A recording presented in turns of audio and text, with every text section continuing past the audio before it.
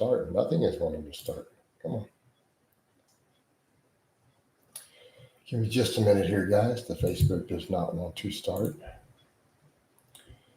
Un momento. Let's try this one more time.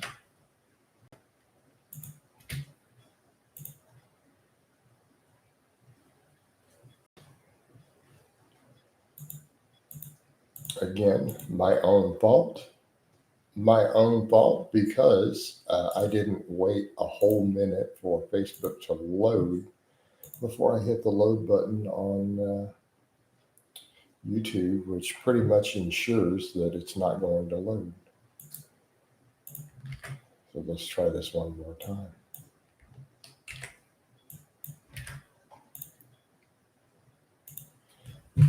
So we've got to leave the screen open, the window open, and do not tab away till it fully loads. And then once it does, we're good. All right. The downside to multi-streaming. There we go, finally. Hey, everybody, it's Jason Blaha here, just sitting here drinking my morning coffee, looking sexy as hell as usual. Wake up with you lovely people. We'll get a vote going. We'll get a vote going on that topic here shortly. Give me just a minute here, guys. And leave that topic open for people. Like I said, I wake up with everybody. I need a few minutes, though, usually, right? Because I'm posting other social media stuff first thing in the morning.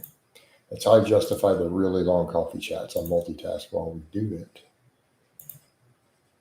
But good morning, Doobie. Good morning to you. Russell says, saw some of your older videos. Always enjoyed your discussion on the overhead press things. You're most welcome, man. I wish I could overhead press again right now. I can't really do it, but eventually I will when I get that range of motion restored. Mess with a few different things too.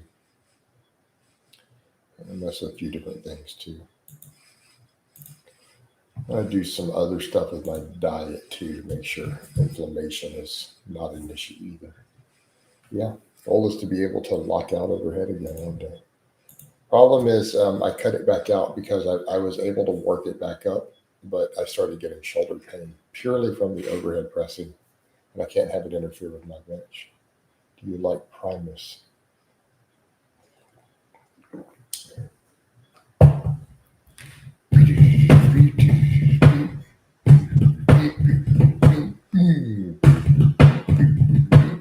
What do you think?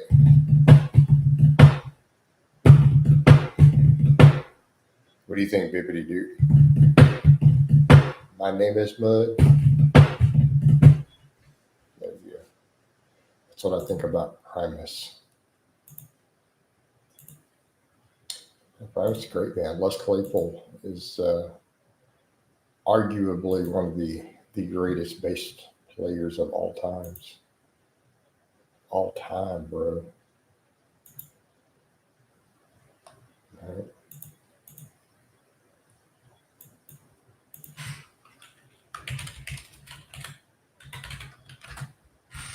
And feel free to disagree, of course. It's raining out there. I hope I'm able to get some GBP done. This is the first day it's rained in the morning in a while.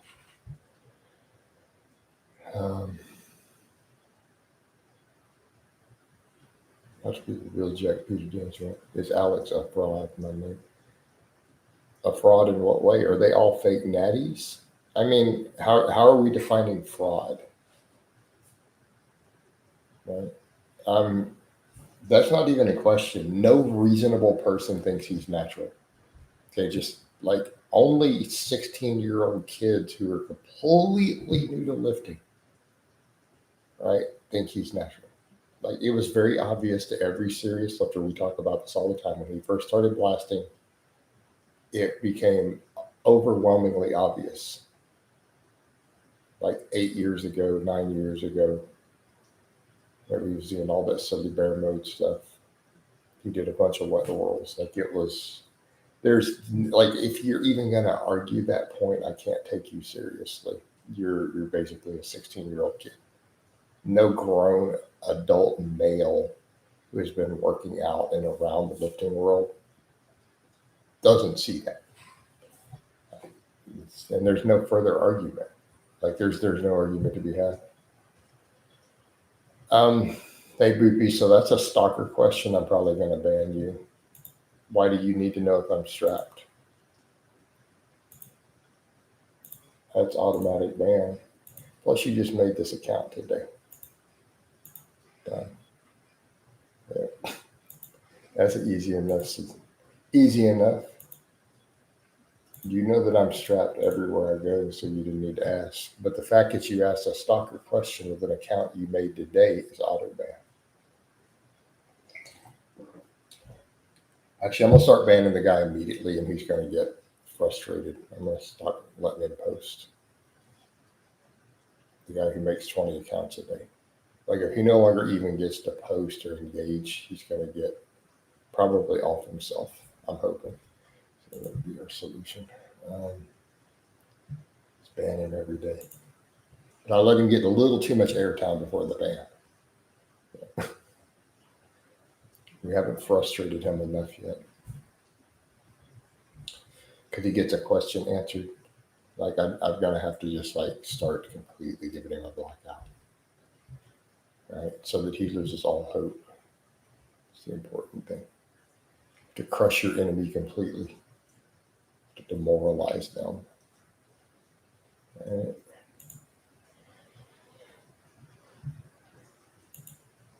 Right. Didn't Niccolo Machiavelli tell us that? Gotta crush them completely. But we need to get that vote going.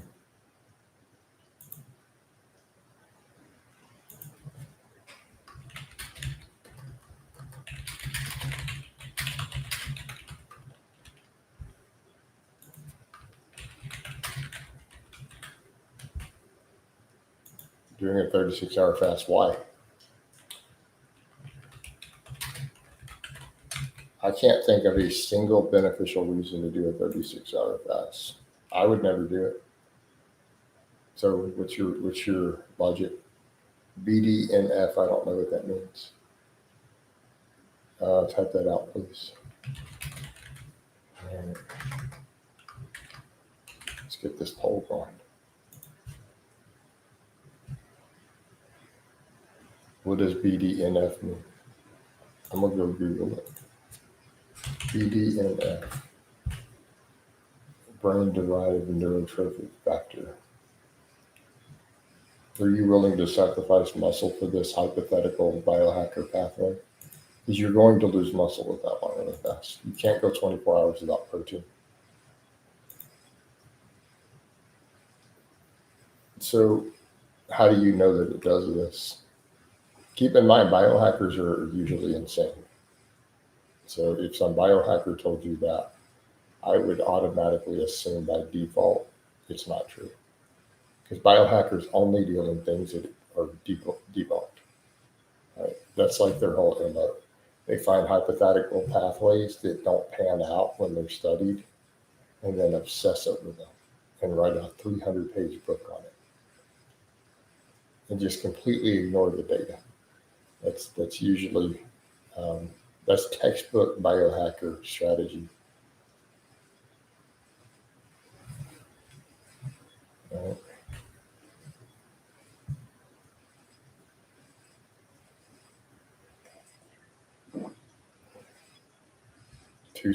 He only does 2 sets a week or total?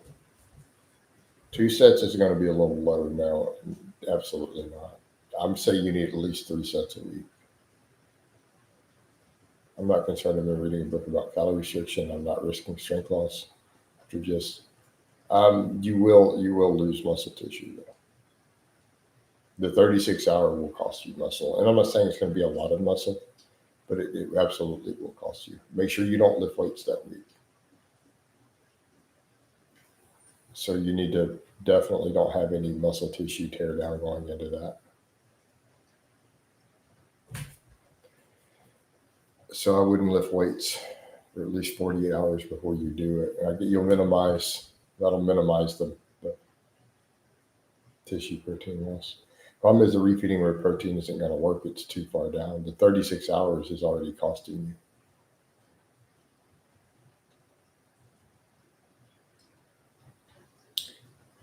I mean, you're free to do as you want. I'm just giving my opinion, right? Since you brought it up. I oppose these sort of long fast. I oppose fasting at 24 hours, personally. I don't think you should exceed 20. Mainly just because the hit to the muscle tissue is not worth it, and there's no real evidence of benefits of any type. Like they're questionable at best. So I only see the negatives with no positives. Again, my opinion. JC, you're a grown man. I'm not telling you, how to live your life. But that is my educated opinion on these matters.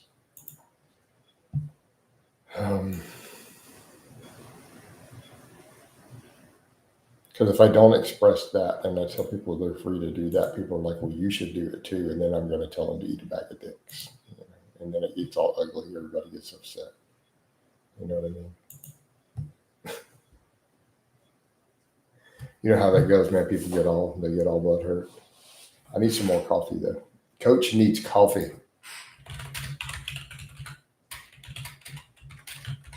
I gotta get caffeinated. Caffeinated. We are uncaffeinated.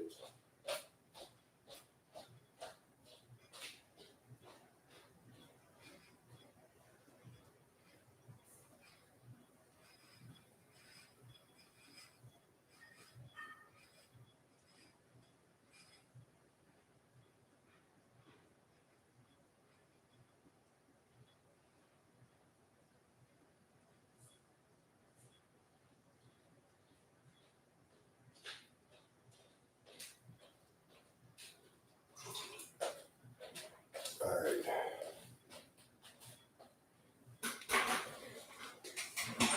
We're back. Did you guys miss me? I miss y'all. I wept real tears of sorrow and mourning at all of your absence.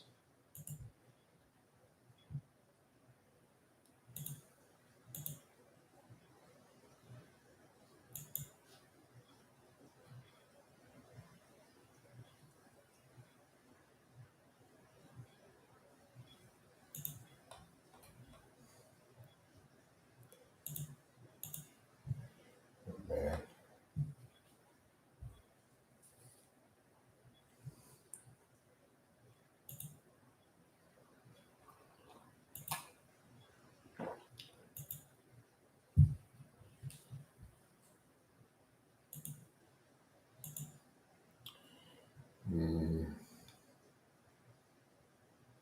Well, I guess the chat is dead till more people get in here. So I'll just do some posting.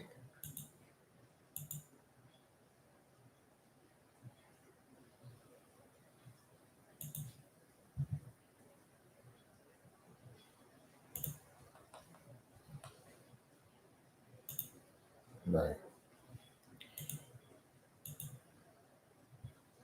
That basement bodybuilder guy. Hey, bro.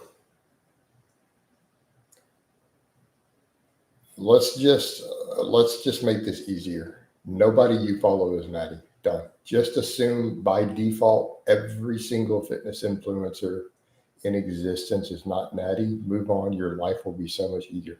You'll save yourself so many problems if you just accept that and move on. All right.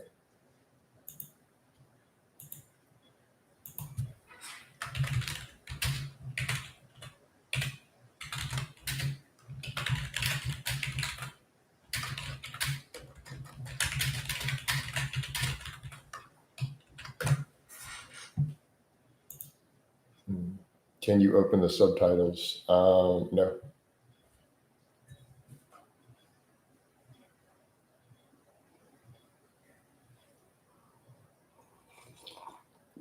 Now, if you have some magical process by what I could do this, and you would like to walk me through it step by step, I'll consider it. But I don't have the knowledge or technical ability to do that. So So the answer is objectively no, I cannot open the subtitles. I do not possess the knowledge to achieve this outcome.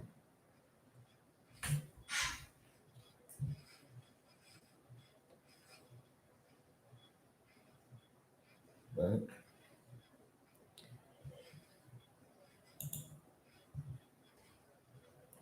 We don't have this skill.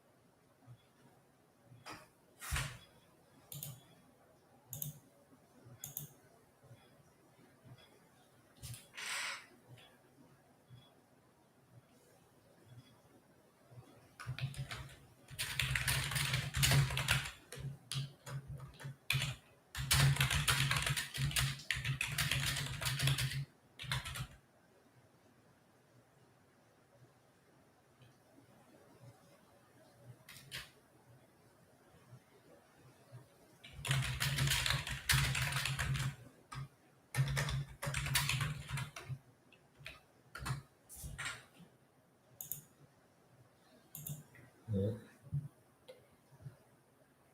I'm gonna make a decaf coffee. Good idea. Oh man, I don't know about all this decaf stuff. I don't know, man. You just made me twitch a little bit. Decaf. I can't do it, man. Can't do it. Coach has got to be fully caffeinated, right? I got to be fully caffeinated, right? Like you did when you talked about decaf. I got this little eyeball twitch. It was like, what's he talking about? Messed me up.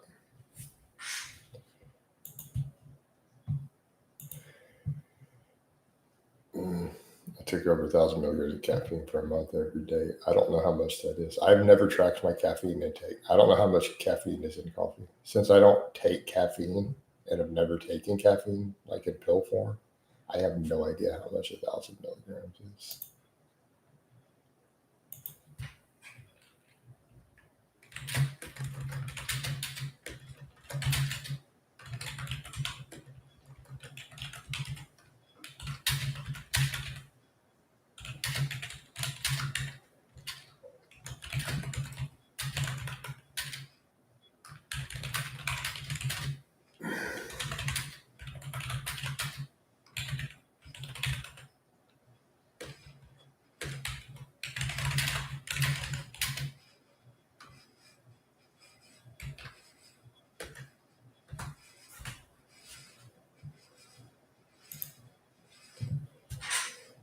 I was addicted to those fake sugar energy drinks and popping caffeine pills. Yeah, I've never done that. So I always get that people will ask me, how much caffeine do you consume a day? I'm like, I don't know how much caffeine is in coffee. And then they start trying to estimate and they realize they can't because I don't actually measure my coffee either. I just work under the default assumption, though, that if I only drink coffee in the morning, even if I consume enormous amounts of it, I'm probably okay. Since I don't take any like caffeine in other forms, it's purely from coffee. But I do drink a lot of coffee. I don't know however much is in coffee. It could be 3,000 milligrams for all I know. Don't know.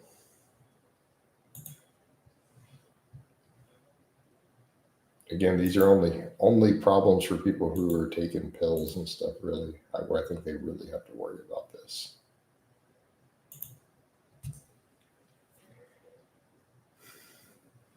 Yeah, the half life is long with it, but if it's all before noon, yeah, and that's the whole point. It's definitely before noon. I'm usually most days I'm done with my coffee by 9, 10 a.m. if not sooner. So I mean, I might go through 2 whole pots in some mornings. So, like, I'm not gonna say it's not a lot. It's an insane amount. I'd be drinking like a gallon of coffee. Yeah. But I also train on just coffee. I'm hoping that rain stops so that I can do my conditioning here this morning. I don't want to be out in the rain, dude. It already messes up my med ball tosses. Like I hate my med ball dropping in the mud. Like I just we're not having it, guys. We're not doing it. I feel like I'm gonna skip the med ball work just because I don't want it in the mud. Early bird. Not really, man. This is pretty normal. Hey, so Fonda, were you the one writing this morning about not having clients? Are you really gonna go there? You've seen interviews with my clients. You've seen testimonials. I have clients who come through the live streams. I've done vlogs of 20 different clients. Like to make such a claim is just absurdly ludicrous, particularly given that powerlifters on the platform say I'm their coach and put up their stuff. Like you have to be. There's no way you have to be trolling. Like if you've never seen any of my clients at powerlifting meets and showing their medals and saying Jason Blaha is their coach, like just stop.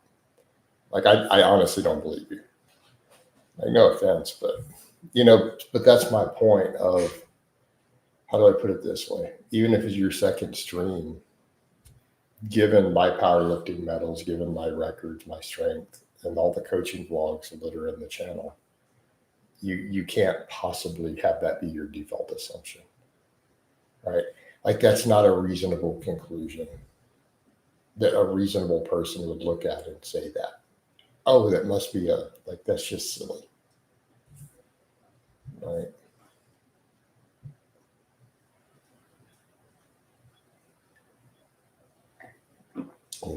That is not a normal response that you would have.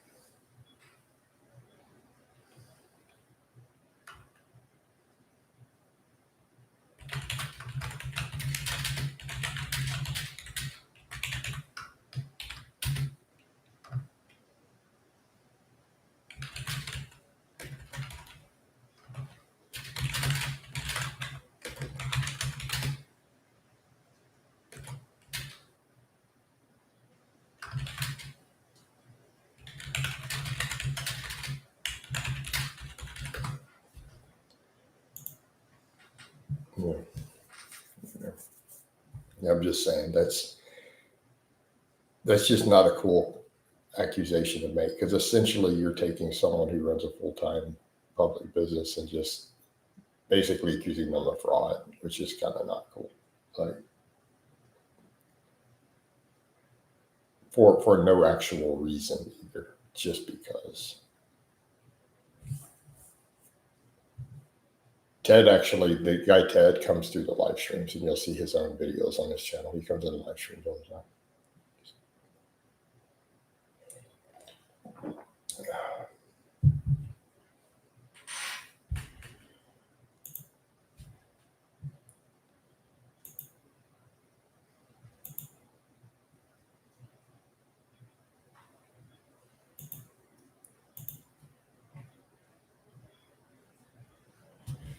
Beyond belief, coach, you are the hardest working YouTuber I know now that I think of it. I mean, I stay consistent year after year after year.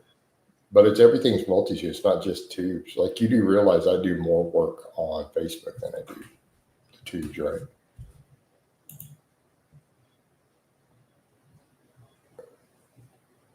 Tommy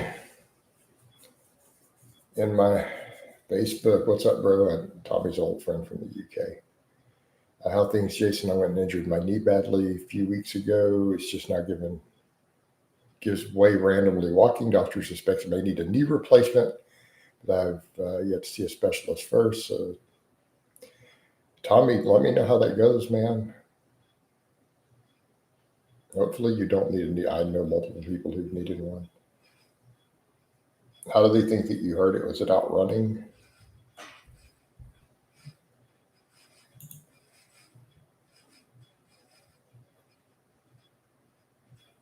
No, everything is crossed. So right now, all these streams are in Facebook also. So all my video content goes on both platforms. I do hundreds of Facebook posts a day. So it's all my monetized social media.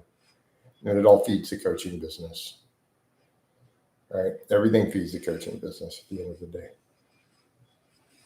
Consultations have been really good this month. Non-client calls have been really good.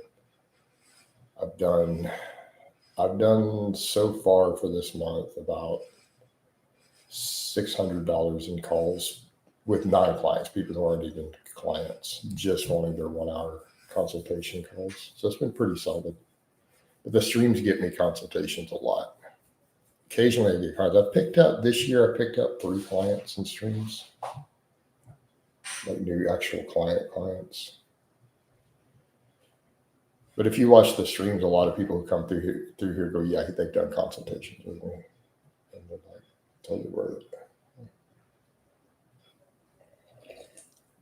Our suitcase carries good GPP. Yes, it can be. The list of things that are good GPP is going to be a mile long, bro. Like you'll start asking, is this good GPP? You're going to ask 37 things, and I'll probably say yes to it if we understand what GPP is. All right. Generally speaking, any sort of loaded carry is probably going to be good GPP. So let's set aside the specific one and say that as a general rule, the majority of weighted carries that you can come up with are going to be good GPP. Is that an easier rule? Because it's a loaded carry. Yeah, probably so. I mean, unless it's something that has a really high injury risk or, there's an obvious problem, loaded carries in general fall under good GPP, right?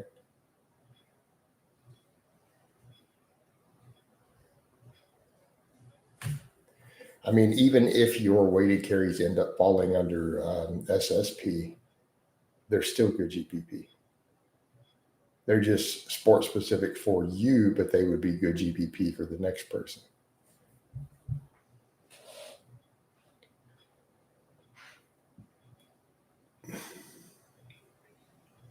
Right?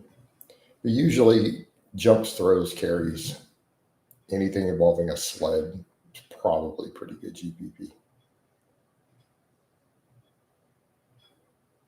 Right? As long as you're not getting injured. If you're getting injured, it's not so good.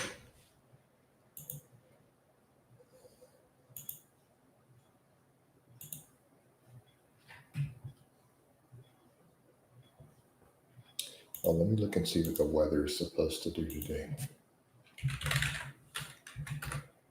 Is it going to stop raining? Probably not. Probably not. Give me a second here, guys. I'm going to do some more Facebook posts. I got to do all these group posts while we're in here. I got to space them out so it doesn't hit me for spam. All right. I don't want to exceed 30 posts per hour. Or exceed 60 at least. You don't exceed 60 posts per hour. Their AI doesn't like that. That's for my joke stuff, not my fitness stuff. Those are separate.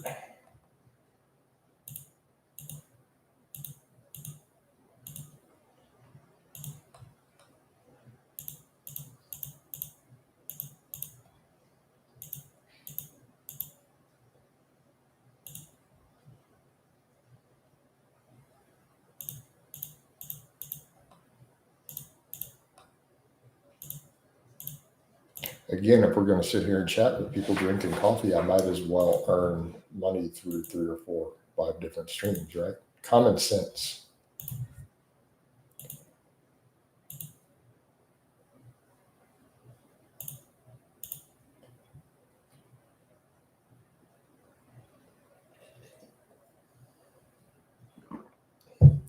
beyond belief is all that hard work transferable to female attraction. Definitely a positive trait as a man. Generally, yes. Beyond it, you really ask if someone who's working hard and making money doing it, if that's attractive to women? In your experience, does working hard and making money appear to be an attractive trait to women in a man? Like, I don't know how to answer that. I mean, bro, I like you, but to even ask the question is comical. No, dude, women hate men who work hard and make money. They hate it, dude. It drives that poon up immediately. They're like, man's working and making money, don't want nothing to do with it. Oh, it's a turnoff. Right? Hey, beyond, no, dude, that totally turns women off, man. They see a man working hard and making money, and it just drives their vagina up. It's like, they don't want nothing to do with it. I'm gonna go find a dude who smokes weed and watches anime and jerks off to anime all day long on welfare. That's what they want. No, no, you make time for them. Thoughts on red lentils as a primary protein source? Absolutely not. As a primary, are you asking me should it count towards your protein? But this is it's a plant source. No, it's low bioavailability by default. Absolutely not. Not an acceptable primary protein source. Nope. So my thoughts, it's not. It's not an acceptable primary protein source. But Dale, you made this account today. I've given you too much interaction. I need to remember to ban you immediately. I'm going to cut off your attention need. That way you'll eventually either go away or you'll just end yourself, one or the other. Good morning, Jason. Good morning, Ryan. Or you'll go get the psychiatric help you need. So I got to quit giving him attention. I got to remember ban immediately. So fun. I have a stalker who makes 20 new accounts every single day to come in my live streams. And then he goes post crazy stuff eventually if I let him stay. Like really hateful, crazy stalker stuff. So I have to remember to ban him immediately. As soon as I see that the account is new and it's a name like that without a full profile, auto ban. Because it's the same guy. It's not like it's new people, right? It's not new people. You can tell when it's a new person. So I'm just banning him by default. I have to starve him for attention because the hundreds and hundreds of banning isn't working. I've banned him over 1,000 times now. And then if I let him go too long, he starts making accounts in other places and starts sending me really crazy shit. So, and, and offline also starts sending stuff through other mediums. So I've got to starve him.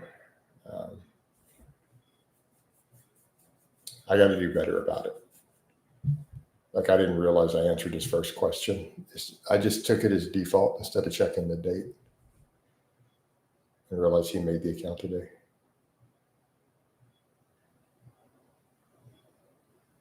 What do you mean? What do you roll them? They'll send super chats anyways.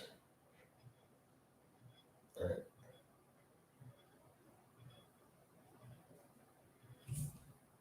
No, they'll send super chats. And those people are unlikely to give big ones.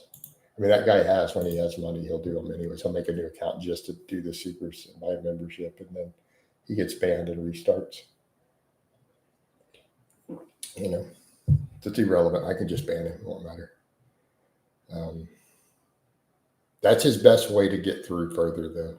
If he makes a membership, he'll at least get some posts. I got to train him for that.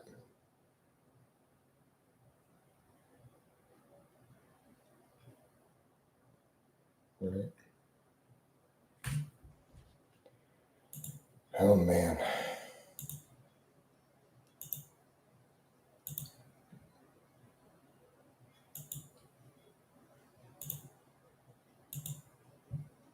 But how you doing, Ryan? You doing good, bro? Ryan's a client.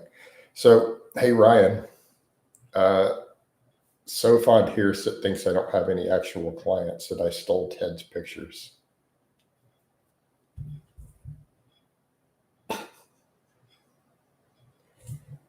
man, would you like to talk to him about coaching? Ryan's one of my clients, by the way. In any event, I need to get more coffee.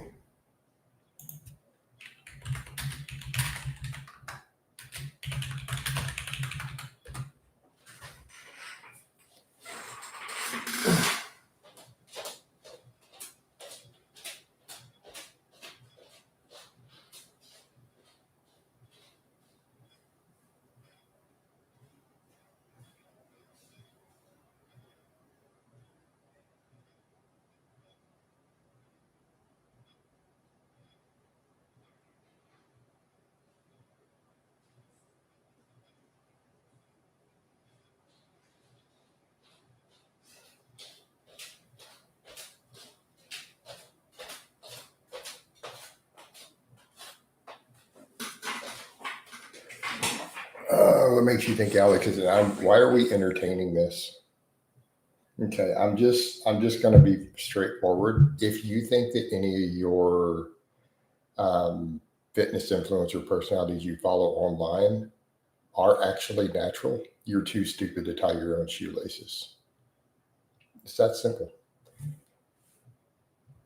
Now, are you asking Alex specifically, or do you just want to take the general topic? Anyone who thinks fitness influencers are natural is either a 16-year-old naive child, or they're too mentally handicapped to tie their own shoelaces.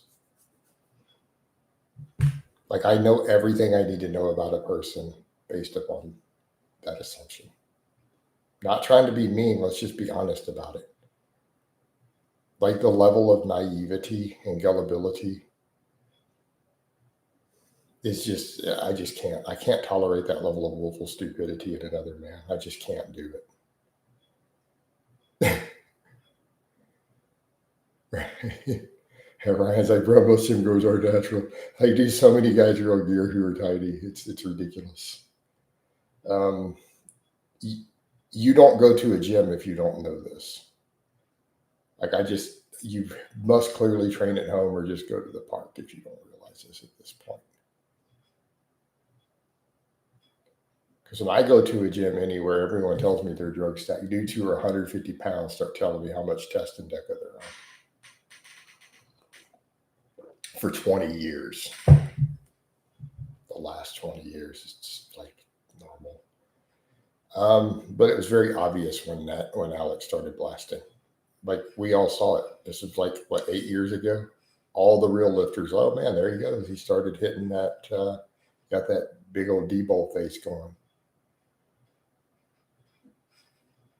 So if you think he's natural, I mean, I'm going to pretty much insult you. I'm going to insult your intelligence, and you just have to deal with that. But you deserve it. I mean, realistically speaking, if you're dumb enough to let fake natties convince you that they're natural, I'll actually do you a favor. And the reason is, by teaching you how silly and naive and gullible you are, I'm going to help stop you from getting scammed.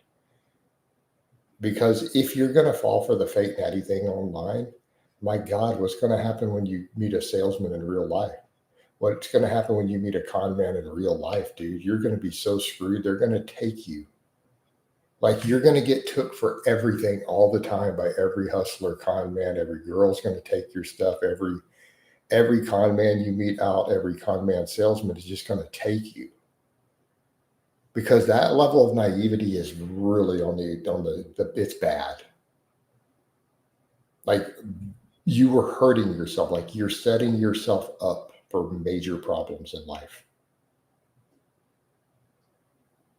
If you're falling for that. Well, what do you mean? I think they might be like, whoa, no, dude. No, just stop. Next, you're going to be convinced that the stripper really likes you, and you're just going to keep giving her money because you know the stripper, she really likes you, dude. She's going to clean you out. You know? Ryan says, people think I'm blasting. I'm only on doctor prescribed TRT. Yeah, but Ryan, you're also one of my clients. We get gains. Team Blaha gets gains. Although we barely train. Most people are like Harsh, Gert, and Burger. He barely trains. It doesn't take that much training. Getting big does not require massive amounts of training time. It requires very effective training. We can make a case for getting leaner because of large amounts of energy turnover. You see a change in Alex's physique. It came out of nowhere, but it didn't come out of nowhere. Think about how many years he blasted all that wet gear. How much foundation did he build under the fluff? Go look at all that heavy lifting he did while using tons of wet orals and looking all boofy. Think about how much muscle he built, quality muscle Alex built underneath that fluff on all the drugs he was using. Because it was very obvious, right? All the wet gear was really obvious. The dude's moon face was cray-cray in those buffet days.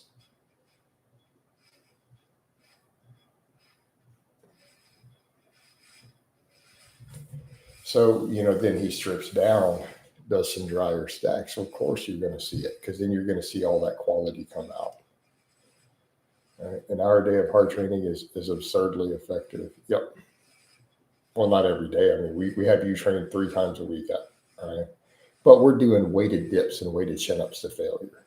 We're doing heavy squat, bench, deadlift. You do weighted body weight movements, safety par squats, reverse hyper. It matters. But a lot of that, of what you're getting, Ryan, is because we basically superset weighted dips and weighted chin-ups to failure.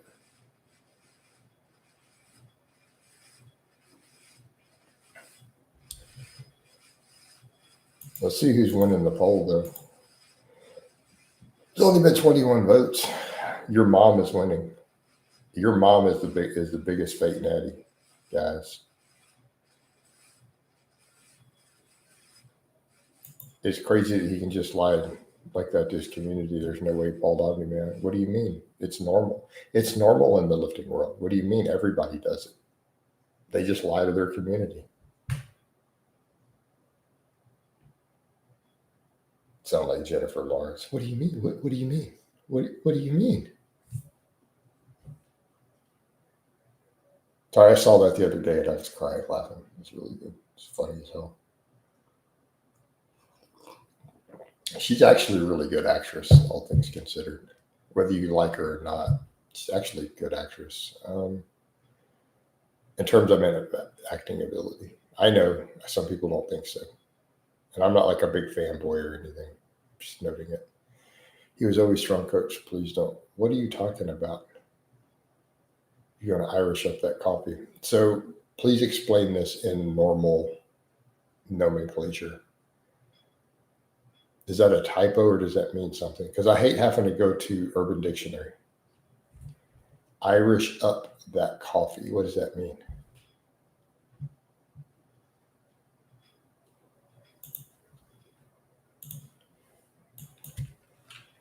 Irish up coffee. You're probably going to get banned for that. You're encouraging alcohol on my channel. Yeah, so you're encouraging the drinking of alcohol on my live stream.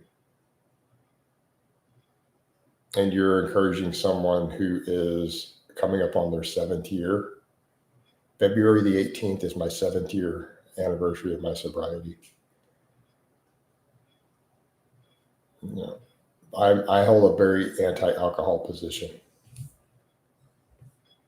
I thought if you watch my channel, I have numerous videos on it. I didn't say you should. Okay. So we're going to give you a warning so far now, since you didn't know. I run a very, very pro-sobriety channel and page. So all my social media is very pro-sobriety. I spend a lot of time discussing the problems of it, encouraging my followers. I've had over a dozen followers get sober because of me. Like and message me, they thank me. I'm really, really big on being sober and us being educated on the both the psychological, the social, and the health problems with alcohol. It's a major part of what I do, actually. pretty big part of what I do online. Right. So those are some of my pet projects. Weightlifting for child abuse survivors, like getting people under a barbell who are abuse survivors, sexual abuse survivors, child abuse survivors, because this is my own life experience. Encouraging them to get under a barbell as part of their therapy. Like it's just one of my big pet projects. Like that is extremely important to me. And then number 2, promoting sobriety. All right. So I am militantly anti-alcohol. I don't allow alcohol in my home. I will be a designated driver for people because I've lost loved ones to drunk drivers. So I'll be a designated driver. But outside of that, I don't want to be around people drunk. I don't go to bars. I do not allow alcohol in my home. It is completely banned from my home. Guests are not allowed to bring it in.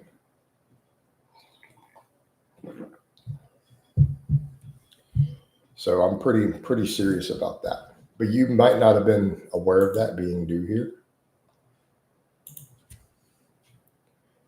You know. What about cleaning alcohol?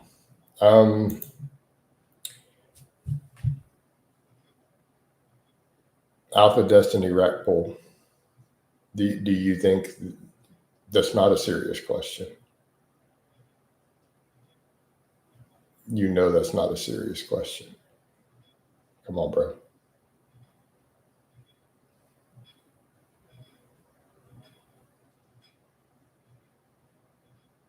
We are talking about drinking alcohol.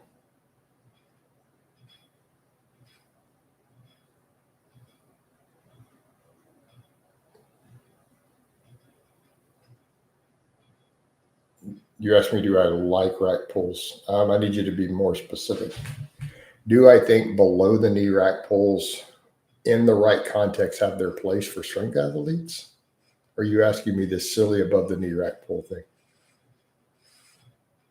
It destroys equipment, hurts people, and does nothing for your muscle growth. Because this rack pull is too general. The above the knee rack pull is a hypertrophy tool, destroys equipment, injures people, completely useless. Can a below the knee rack pull, just don't use a deadlift bar. Be careful what bars you use on the pins because you will destroy the bars. A below the knee rack pull near your weak points can be a good powerlifting tool in the right context. With heavy weight, right? Not something you can do 10 reps with, something you can do 1 to 3 reps with, can have its place, you know, in terms of specificity of training.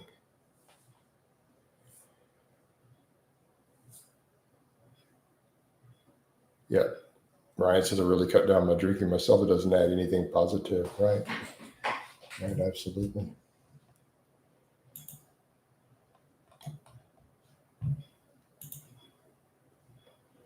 I do below the knee rack pull 4 times a week. If you,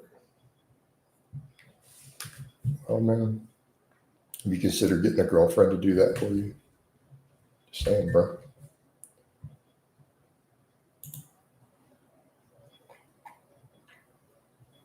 All right, just saying.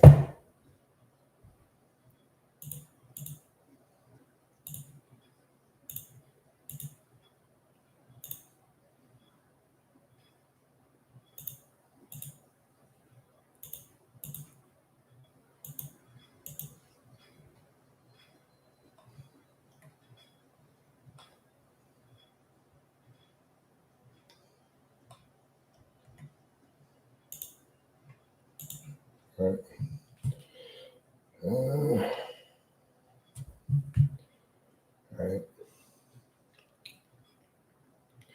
Well, Sofo, you just come into the live stream and let everybody know about your masturbatory practices.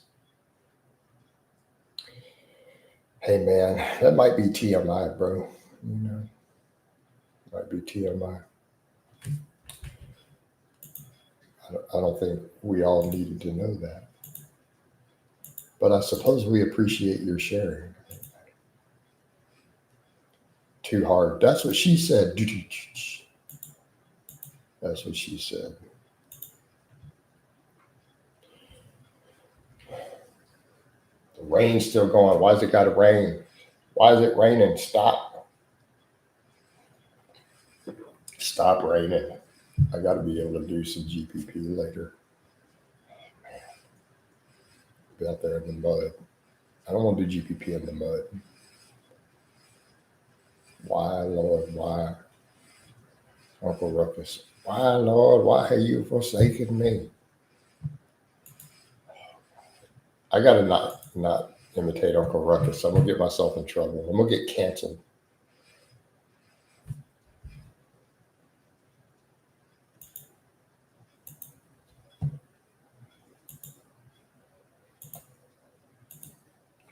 I want to start doing deadlifts. Would you recommend a hex bar or a barbell? No, you have the barbell. I'm not a fan of the trap bar deadlifts, dude. I'm just not. I don't like them. I don't really advocate for them. So I'm going to push you in the direction of learning a conventional deadlift with the barbell.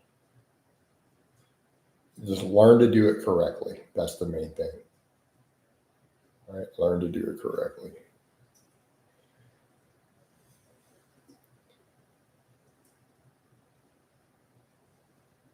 All right.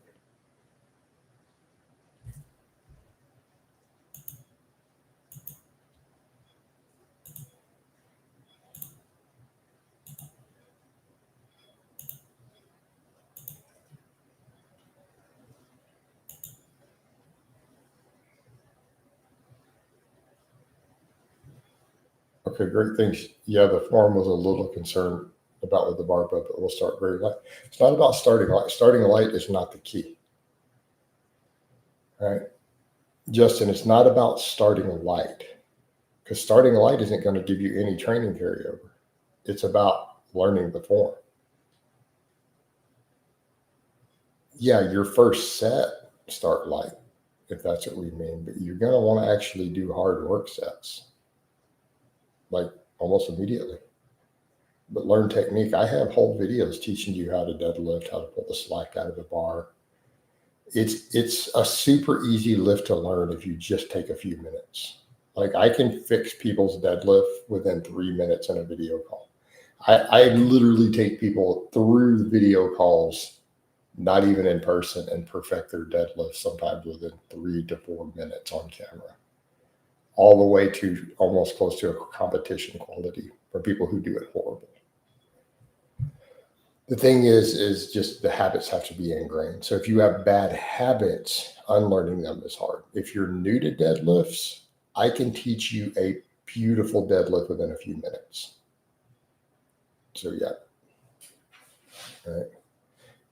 The real take homes though are keeping the bar mid-foot and pulling the slack out of the bar.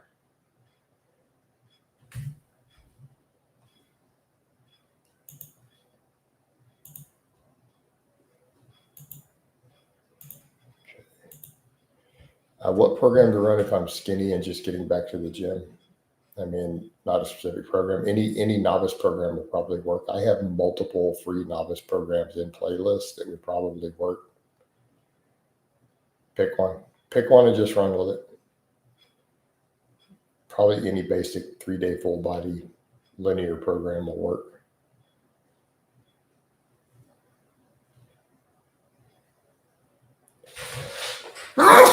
Sorry, guys, I'm sneezing here. I don't know why.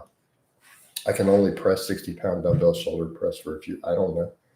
I mean, you picked a very small, minor exercise for comparative purposes. So there's not going to be a set number on that. You know, we have known nothing about your training experience, your size, your strength. So that's not helpful.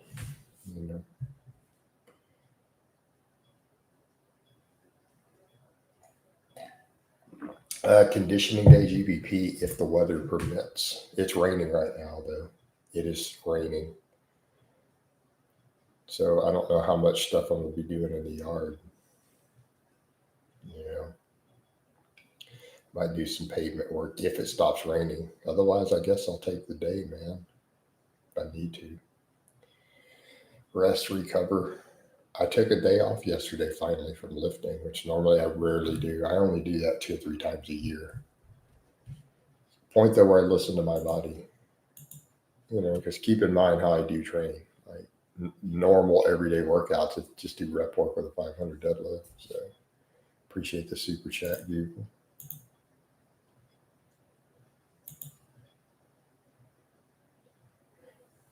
There we go. Now I'm going to train him.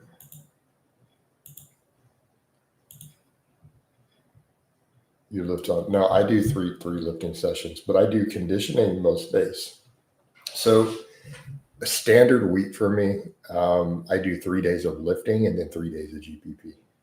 That's right, tree pity. But I mean, I squat and deadlift on those lifting days and bench. So I mean, a normal workout, I'm gonna do work sets with 405 squat, 500 deadlift, 315 or heavier bench as for rep work. Like that's a normal Monday, Wednesday, Friday for me. All right. Weighted pull-ups, weighted chin-ups, all that stuff. Those are going to be done on pretty much every workout.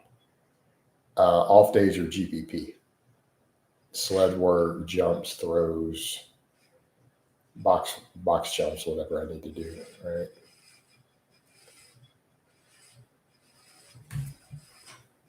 I was running for a while. I've chilled on the running for just a moment. I'll pick it back up though. So I was running a 5K up to 3 times a week earlier this year, in between the squat and deadlift sessions, right? Yeah. I know.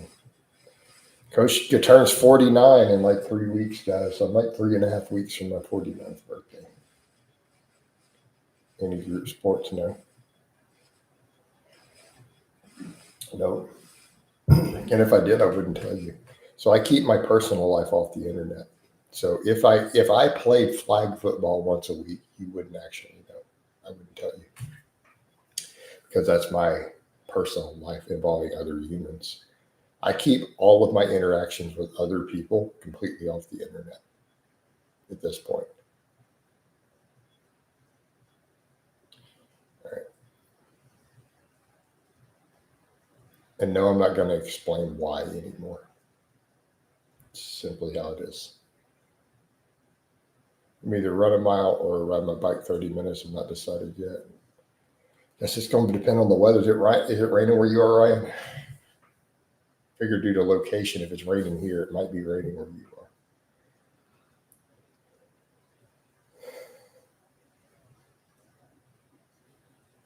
Problem is it messes up my med ball stuff because my med ball's in the mud. She's just not happy times, man. I don't want it to hit the concrete. Thank you for putting out so much free info. You're welcome, people. So you hope not. Check and see. Is it raining, man? It's definitely raining. Raining. I have a question. Why is the squat first in the beginner 3-day-a-week program? No, I squat first in my own workouts, not just the beginner programs. Generally speaking, because of the overall muscles involved in the squat through the ranges of motion,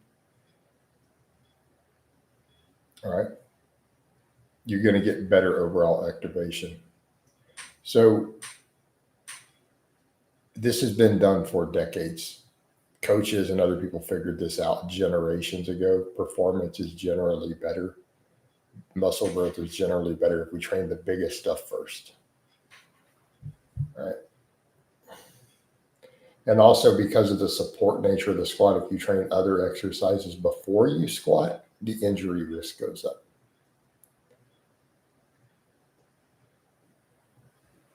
Well, why are we asking? I don't care about Grayskull LP. I just don't care. It's not my program. I don't ever endorse it. So not really relevant. He can do whatever he wants.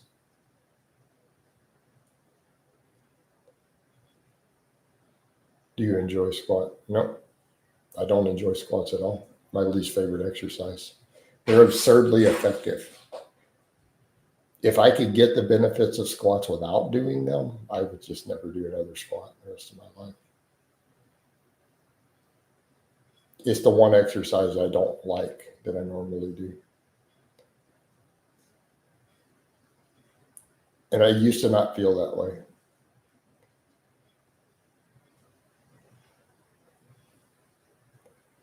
But when I ran Bulgarian light, that pretty much just made me kind of loathe squats long term. I never enjoyed squatting again after doing Bulgarian.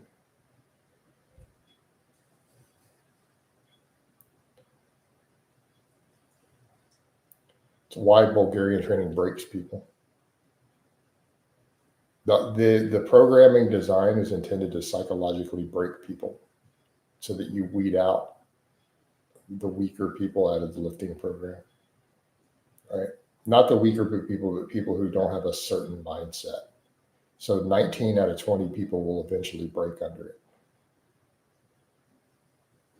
It took me 7 months before I'm like, that's it, I'm done. I'm done. A lot of people were shocked for like 7 months is unusually resilient to the program. Most dudes can't handle past 3. So I did it for 7 months and I'm like, that's it. It almost broke me.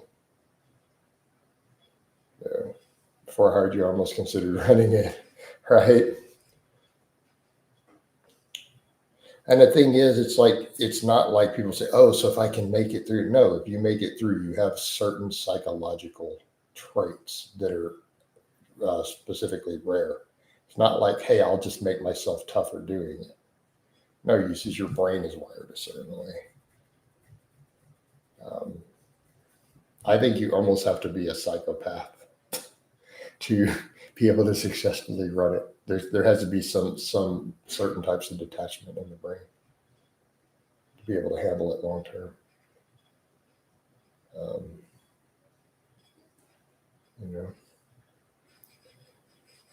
oh man, it's definitely not for everybody. Not for the majority of people. Even the majority of really hardcore people are going to eventually snap under it. All right, I'm going to be right back.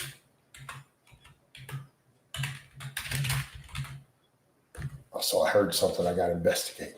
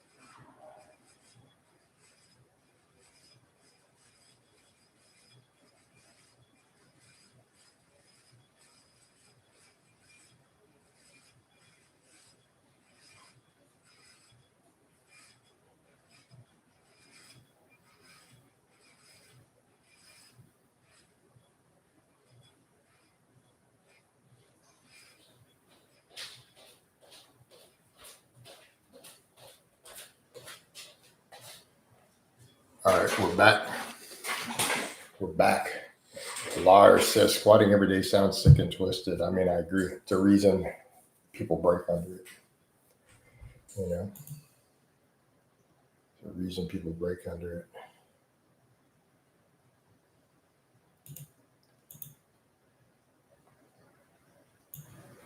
But at least a lot of us are realistic about that. You know, you'll get dudes who are funny, they'll crack me up. Like younger kids, man, who try to get into lifting, who are already ones who are not particularly strong or anything else will say, I've seen that, I'll handle it, man. And it's like, it's just bravado. I'm like, dude, you can't even follow a normal I've seen guys, younger guys who are like that. Look at what they're doing. I'm like, you can't even follow a normal program. You're not going to follow Bulgarian. You watch me, you know. Yeah, dude, you're going to get 3 weeks in and they're done. Right.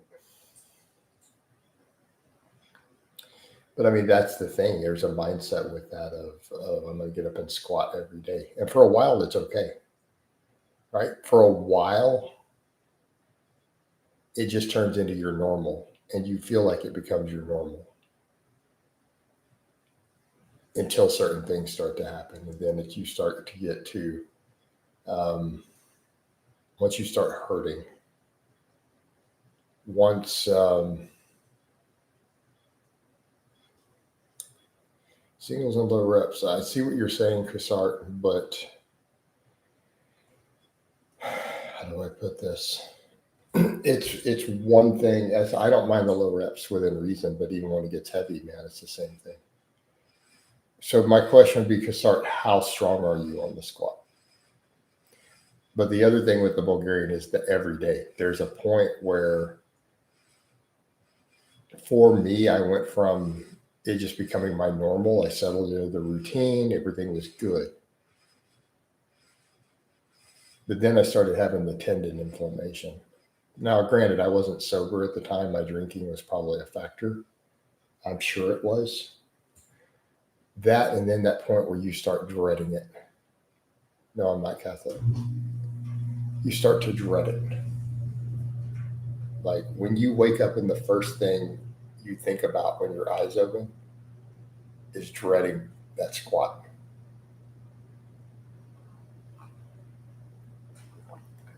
No, I'm a generic Christian. I don't even ascribe to any denomination.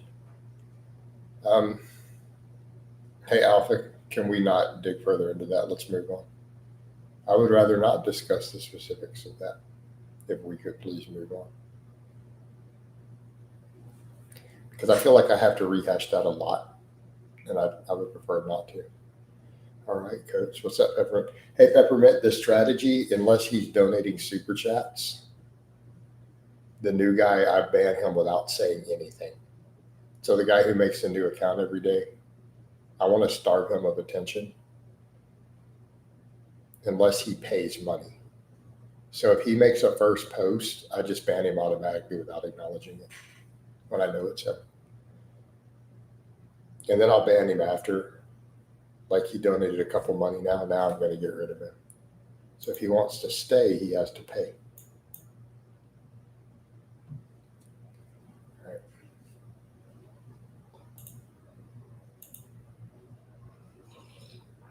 Well, I got to be careful of that. That might remove the money. Let me double check. I might have to go ban him the other way. I'll watch that.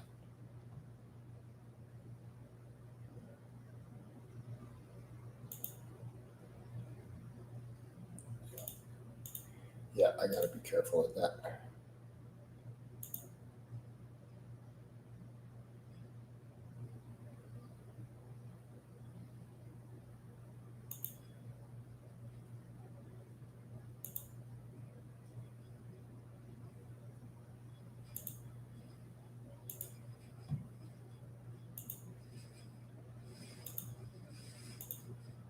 I remember to hide him that way.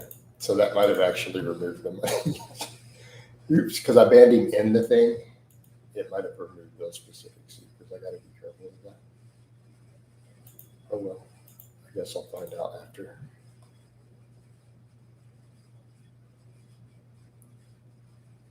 My account turned 15 years today. Nice. This one turned, because this is my second channel, actually technically my third channel, my second fitness channel. So this one turned 13 this year, earlier this year. But this is my reboot. Yeah, 15, man. It's a long time.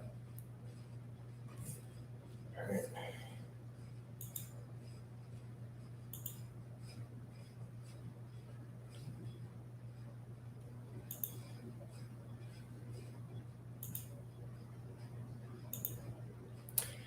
But hopefully it didn't delete the money.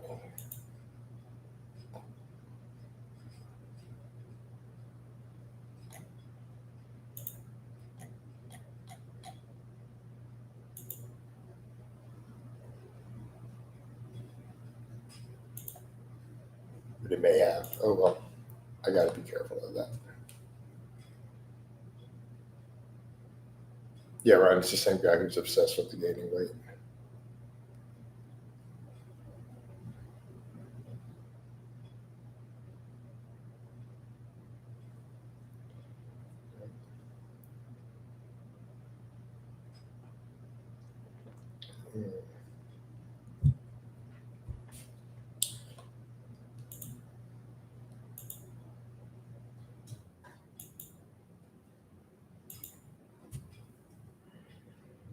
All right.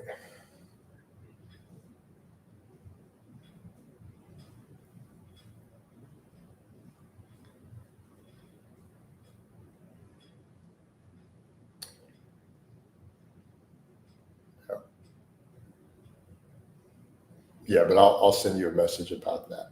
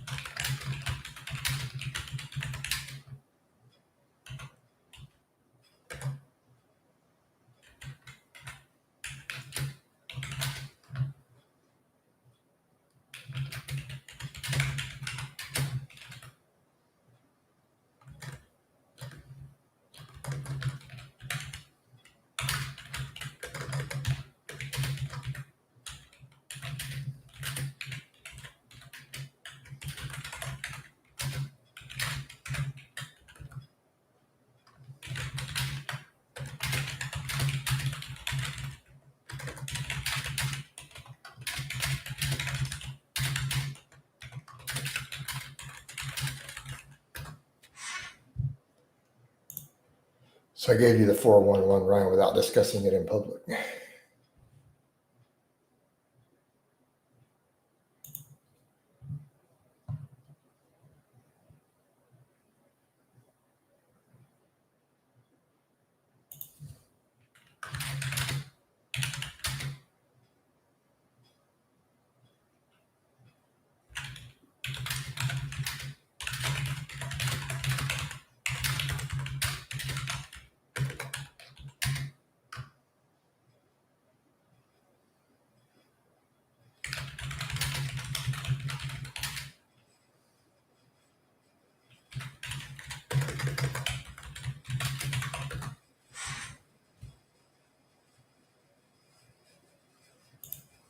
Yep.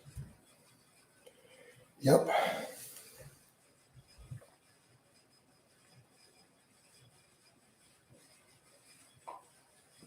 So now you know, Ryan. I gave you all the scoop on that.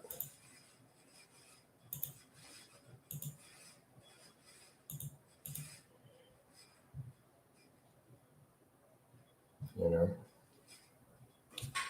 Yeah. Coach, I'm worried that you're exceeding the daily recommended limits of caffeine. Well, how about you worry about your own self, huh?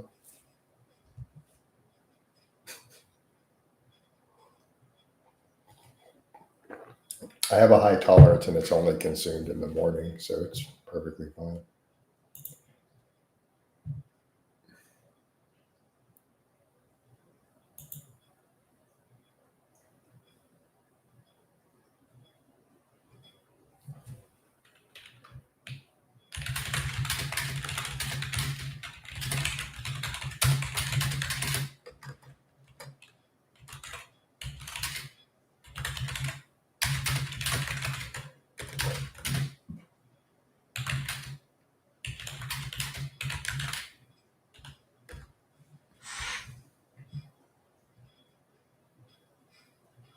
All right. Um, you know what happened to Ian with stimulants?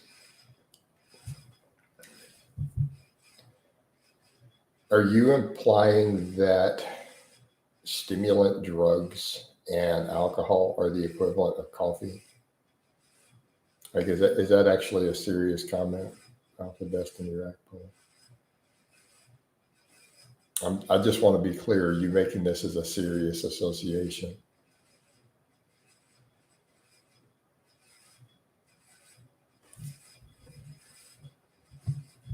Being addicted to stimulants, stimulant pills, pain pills, and alcohol are the same as drinking coffee. Is this like a serious?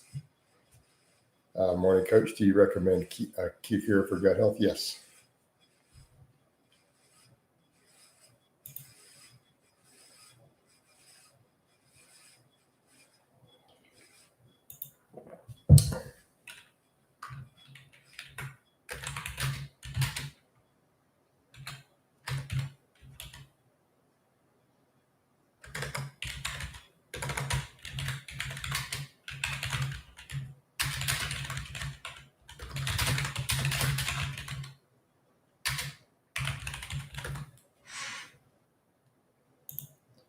All right.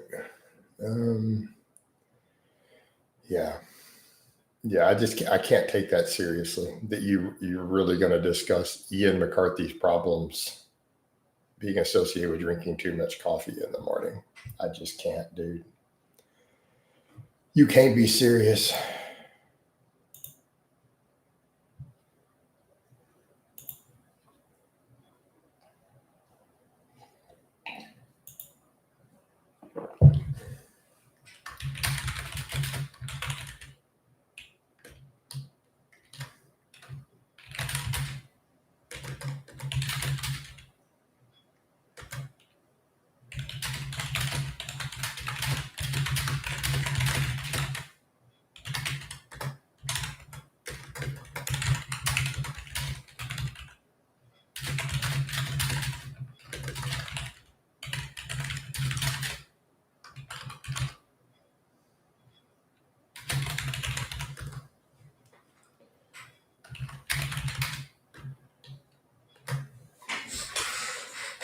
All right.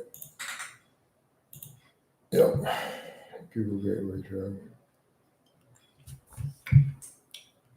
Seriously, dude. No, I wasn't talking to you, Siri. Please go back to sleep. Thank you. Good girl. All right. We gotta talk all nice to Siri.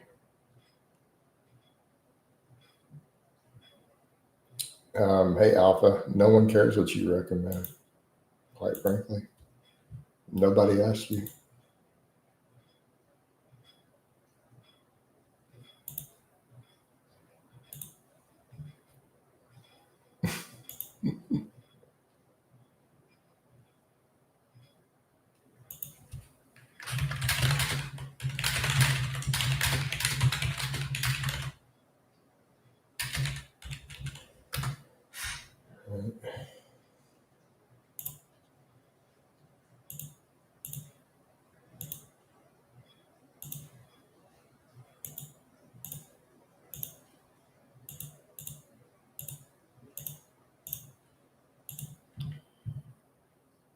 You can't see the chats.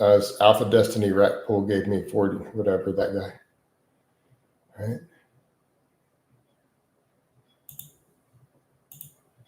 Yeah, you got to hit live. So hit live chat, not the other.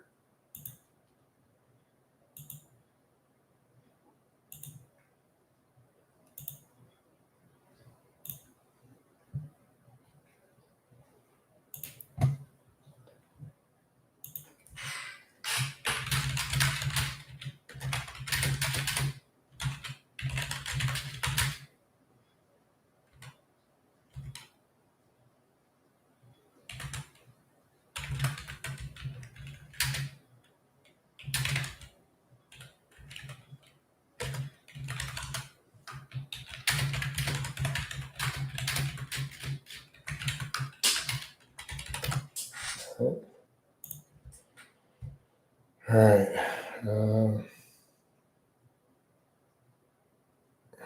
It's all tied up at 24%. Just want to say thank you for being so consistent with the lives. I love listening to these, getting on my day. Awesome, David. I'm glad that you do, man. Glad that you do.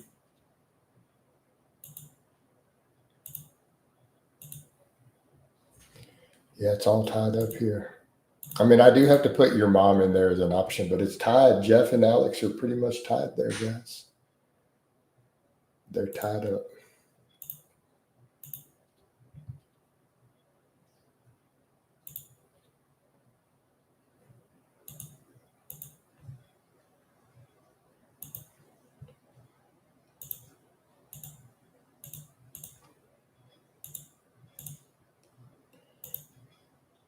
I got to do some other photos. Your mom always wins. Yeah, she seems to win all the votes, man. She seems to win all the votes, man. Do you follow that or not blog? Nope. Nope. Not at all. I got no time for it. Not even interested.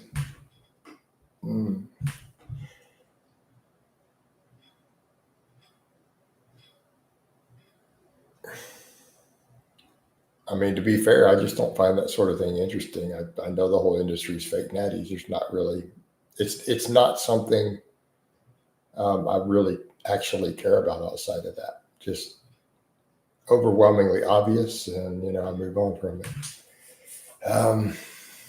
Like it's not something I think about outside of a live.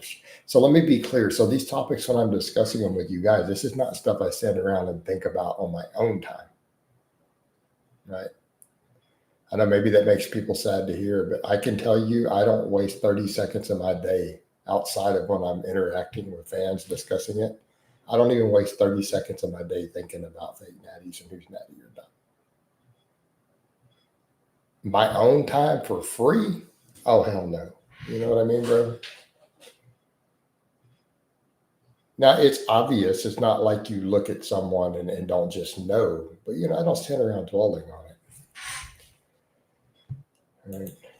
But I do know that, yeah, I'm aware that guy does love me. Keep in mind, they sent me some free shirts and stuff back in the day. Well, maybe you should drink more coffee when fasted in the morning. To be fair, in the early years, you had 100% hit rate on Natty or not, right? Yep. Yeah, because I used to discuss that stuff, but man, I'm at a point in my life. It's just like, dude, these people are all fake natties. Just move on, get on with your lives, man. Just not.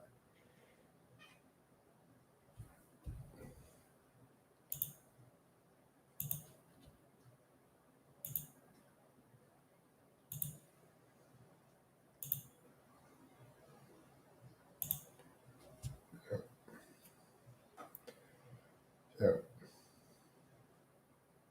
I'm gonna train him. I'm gonna train him. He has to learn that on each new account he has to start with a super chat or it's auto ban. He must pay to make the first post on the new account. I'm gonna train this guy. Watch. He did it earlier. Might have run out of money though. He gets no answer to his questions. We just auto ban immediately. He must pay to ask questions every time. Every time. No exception.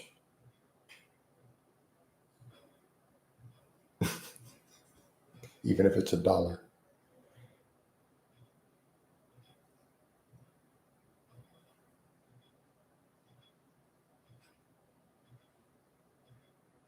So, oh man, yeah, your mom always wins this. He's probably getting paid at this point. How else would he keep it up? He's on Social Security disability. He's on SSDI. That was a generous offer you made to the Cassidy guy to try to get him righted.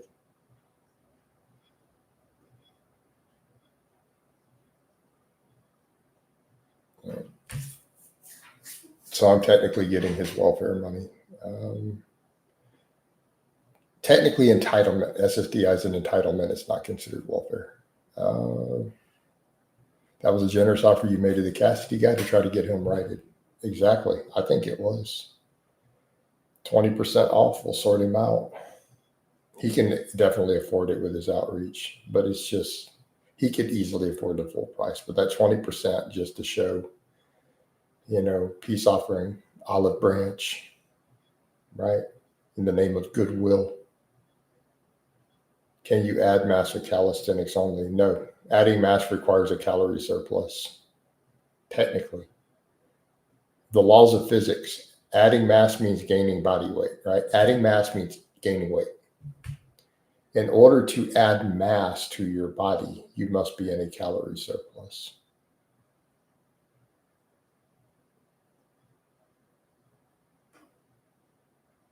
He lost a lot of size. He's probably not on gear either now, Cassidy.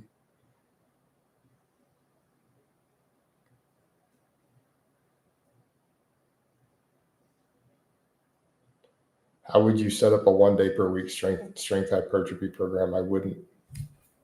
Next. Boy, that was an easy one. Give me some easy questions like that, guys. I wouldn't. Done. Problem solved. All right.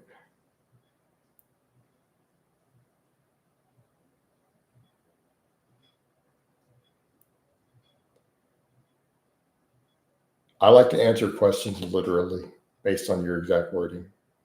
Makes me happy. I'm going to teach my audience how to communicate because I'm very, very specific in the words that I use.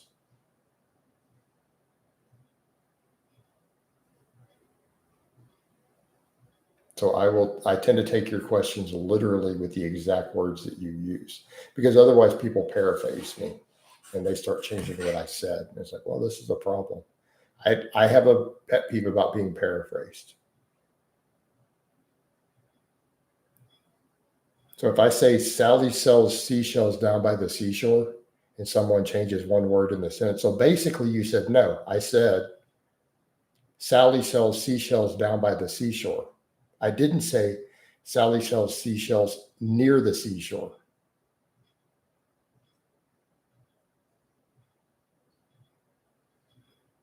I hate being paraphrased. I expect to be quoted literally, word for word and in context. Okay. Well, no, you can remove the calorie surplus. You asked a different question. So through way. No, you changed it to muscle. We don't need a calorie surplus for hypertrophy, but to gain mass, you need a calorie surplus. Right. So let's come over to, can calisthenics provide sufficient training stimuli to create muscle hypertrophy? We can drop the second part. Okay, can calisthenics, in theory, sure. However, it may not always be practical, and it's not going to do it through the entire body. So for example, most of your muscle mass in the lower body is very difficult to create sufficient training stimulus in the lower body with calisthenic exercises. It's extremely unpractical to the point of extreme. You should probably go get a barbell and do some squats at that point.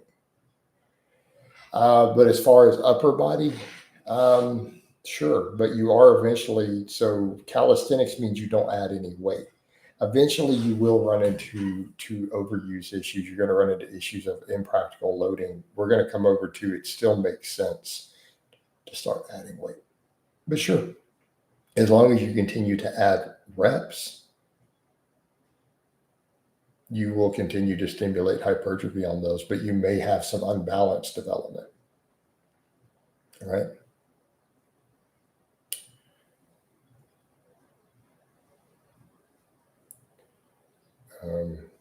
Jason is Jordan Peterson of fitness.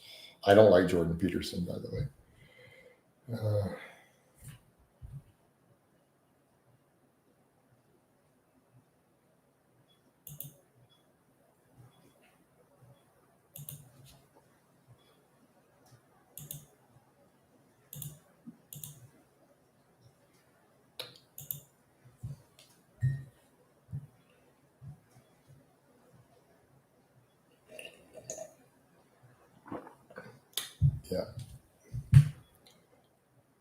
I'm not a Peterson fan at all, but it's also, I'm probably biased due to the carnivore thing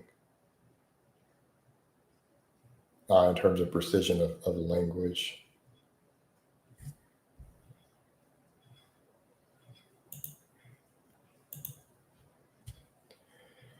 But shouldn't we all communicate? We need to be precise in our language.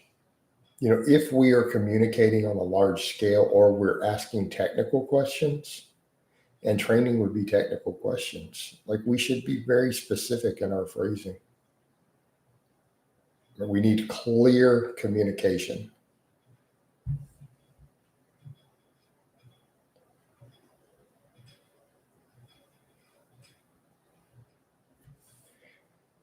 Now, Throughway, that being said, given how bad most bodybuilding type training is, I think a lot of the calisthenics guys end up having better upper bodies than a lot of natural bodybuilders. But it's because those guys are doing a lot of garbage training, right?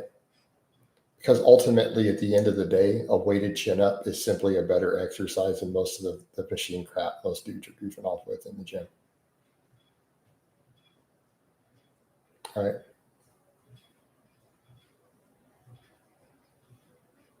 And therein lay the point.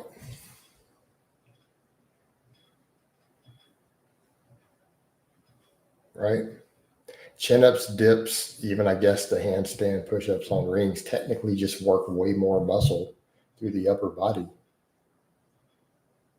than a lot of the stuff these guys are goofing off with. Than anything you're ever going to do on a cable, for example. It's going to be a superior training stimulus.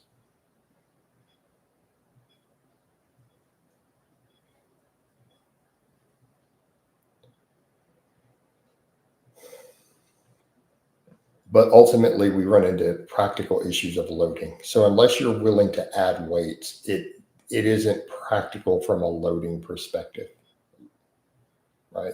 Therein lay the problem. So then we get into, so then if we're willing to add weights, then why not also lift weights?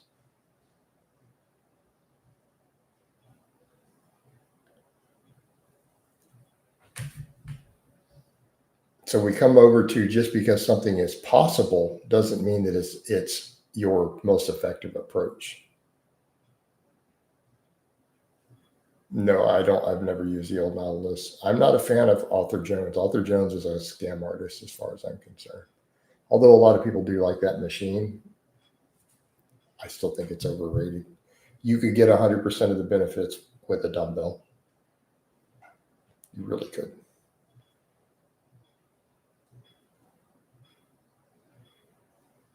All right.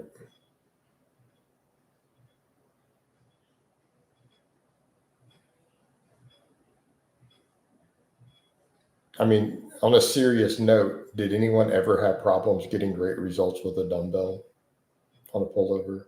Like, is this really a thing?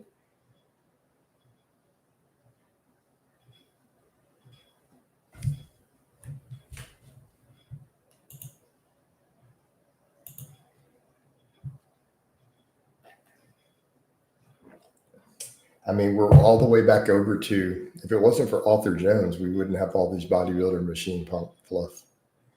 Like, he's responsible for that. Yes. So Alpha Destiny Rack Pull says dumbbell pullover, is it more chest or back? Yes.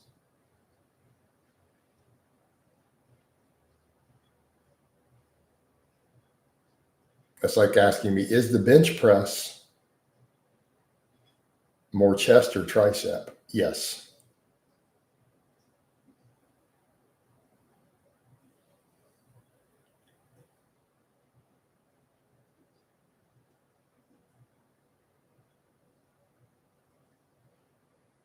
Right?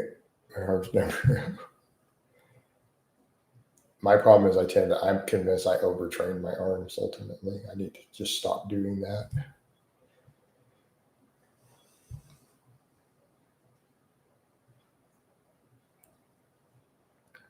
That's irrelevant to the point. You gave me an exercise that is an effective chest and lat exercise and asked me which one does it work more. The answer is yes.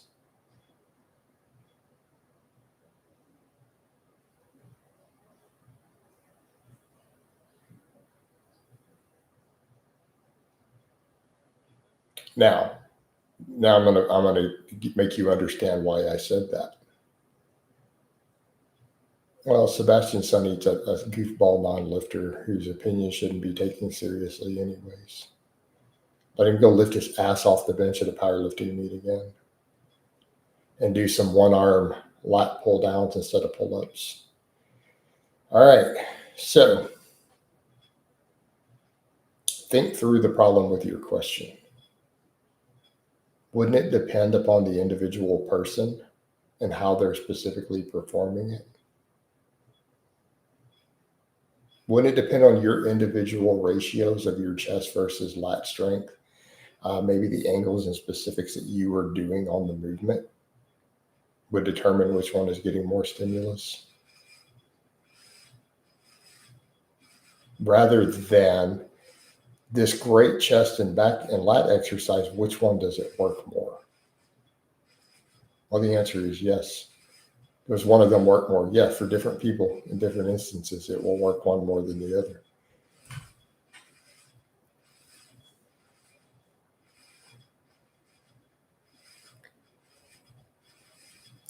Although the other thing to think about when you're dealing with any compound movements working multiple muscle groups as primary movers, if you train it hard enough and get close enough to failure with enough tension, does it matter? Because ultimately the muscles end up getting worked effectively anyways.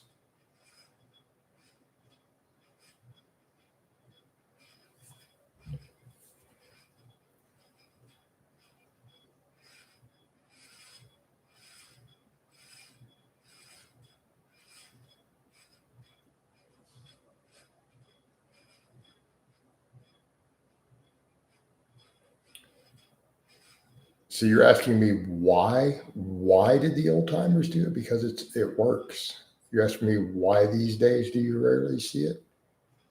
I mean, why does anyone in the gym not train correctly at all? You might as well ask me why you don't see squats as often.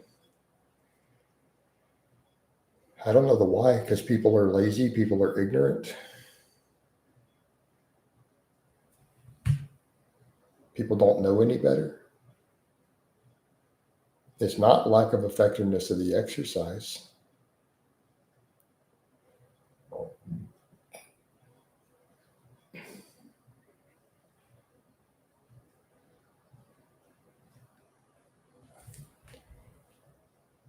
Old timers did it because they got great results doing it.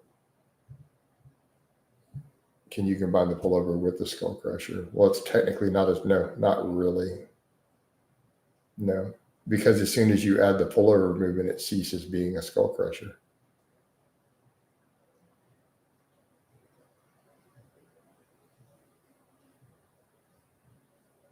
Right? A skull crusher is a subcategory, specific variation of a tricep extension.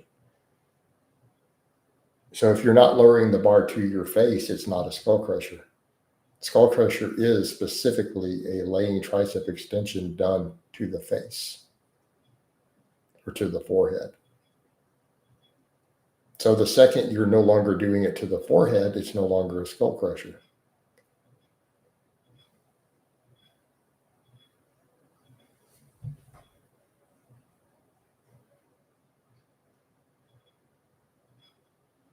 All right.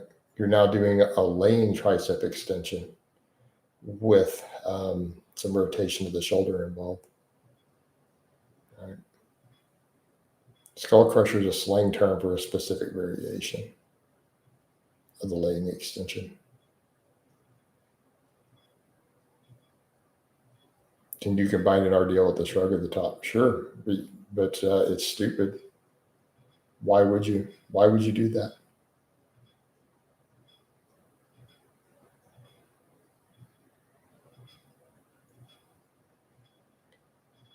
Don't cry when you get a reduced training response if you do something like that.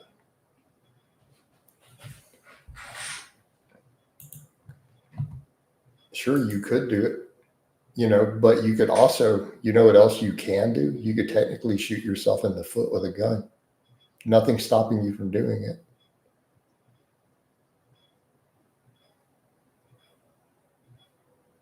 No, it's not. It's not more bang for your buck. I don't think you actually work out based upon the things you're writing. I don't think you're an actual lifter. I think you're a clown with this nonsense that you're putting in here.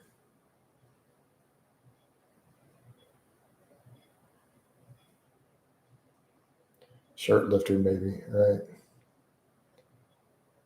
You really and truly think doing a shrug combined with an RDL is more? No, you're a clown, dude. I get it. You got a trolling name, but this is clown level training discussion.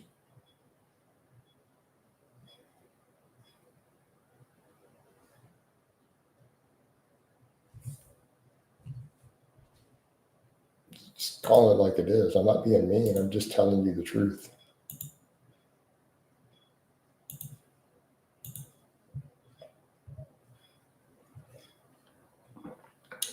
Yeah, it's too early in the morning, man. It's 6:30 in the morning, dude. I just, you know what I mean, guys. Throughway, you don't have a membership, so only channel members can initiate the kapow and call for the kapow vote. Them's the rules. Now, David and Peppermint are here. If they want to kapow him, that might be another topic with a valid reason.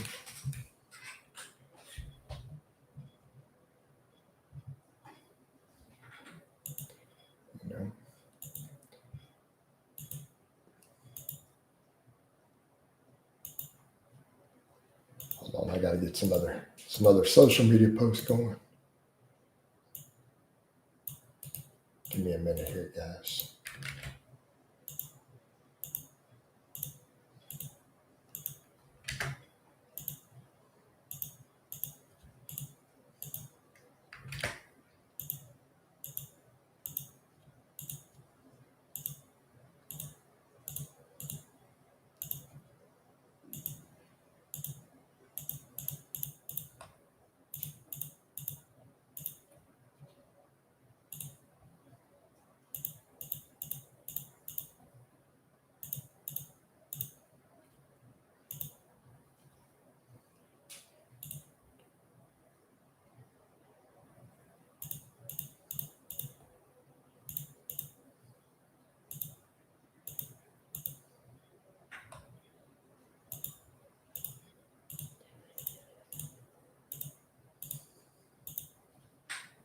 All right, we're back. If Peppermint Bill's kapow, I'll second him. I'm trying to show restraint at the moment. I want to show I can handle the responsibility of the mod, right? Oh, man.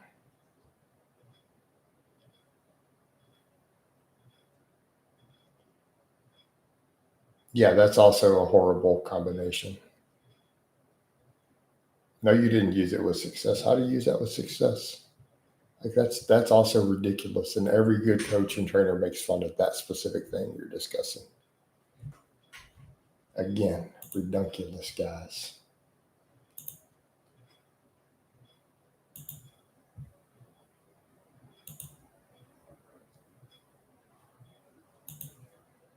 Hold on. I'm going to be right back.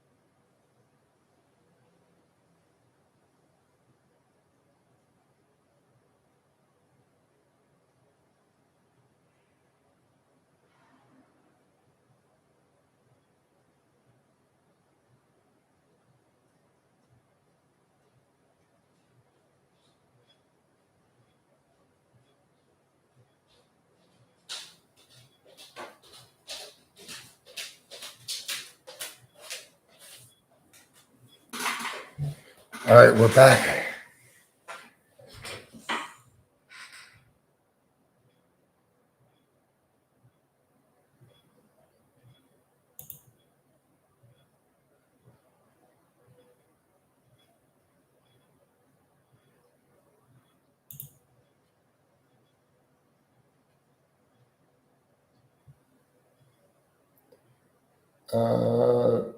No, are you asking if peppermint? Peppermint is a man, to my knowledge.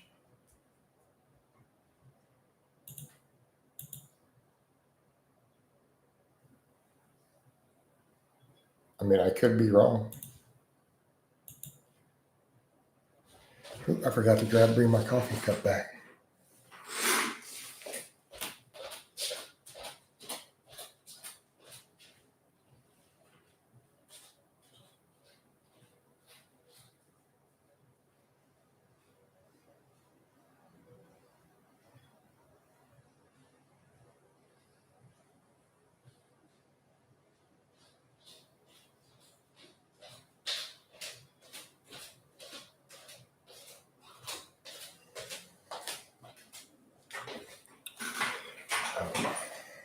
And we're back.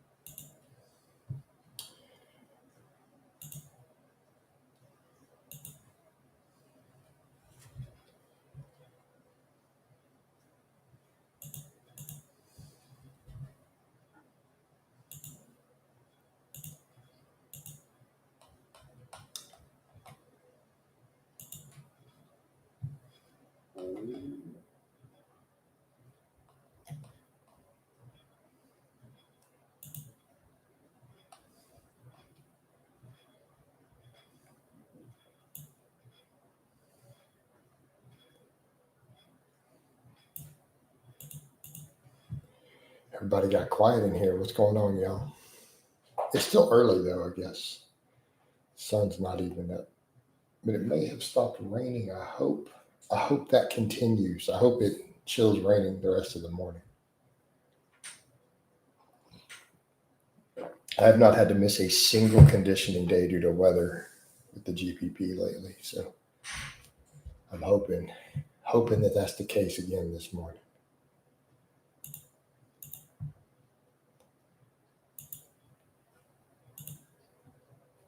When you lived in the UK, did you ever feel less safe being?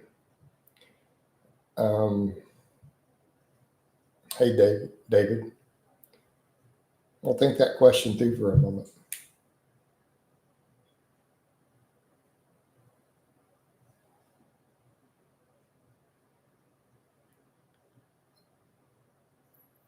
I mean, that's not even a thing. That's an objective. Not even a question of feeling. I mean, you're just objectively less safe. You can't defend yourself.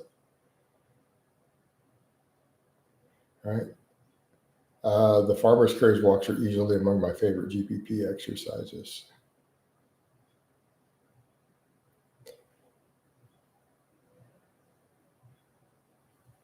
Right?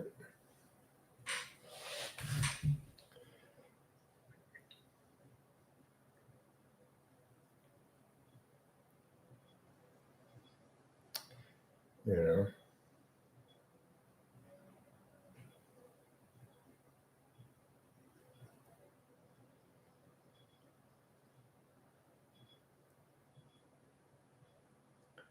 it's not a feeling of feeling. It's you are simply less safe. Just full stop. You're unarmed. Ugh.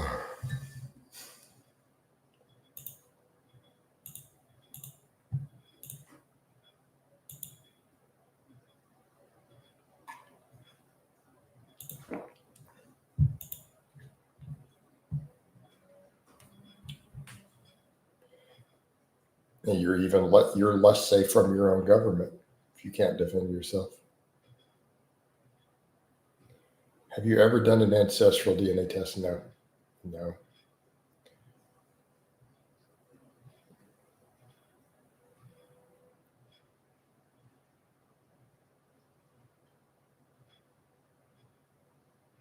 Nope. And I don't really care. I know a lot of people get obsessive with the 23andMe. I just don't care. Funny how it changes all the time. The same people's percentages change over time, which is kind of comical. Like, really? How does it changing? Oh,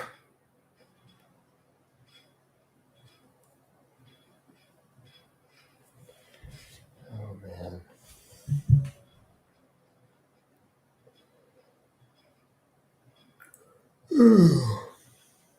Plus, I know enough history. I pretty much know how it's going to break down. It's not like I don't know my genealogy in general. You know. It only gets confusing, I think, for people when they don't understand certain history. Um, like I have a friend, for example, who said, "Oh, my mom's family is Scotch Irish, right?" Which in the U.S. is a specific subcategory of Brits. It's not Scotch or Irish. It's actually Anglo-Saxon. So that's the funny part. But it got renamed Scotch Irish as a slang for a specific subcategory of people over here. And it turns out they're technically British. They're Brits, actually. They're not. They're English, not Scotch or Irish. You know, so that's where confusions get created.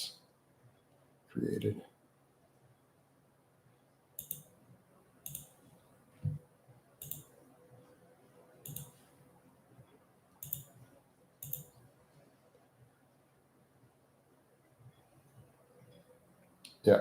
They try to explain it away as saying their techniques are more precise now, right?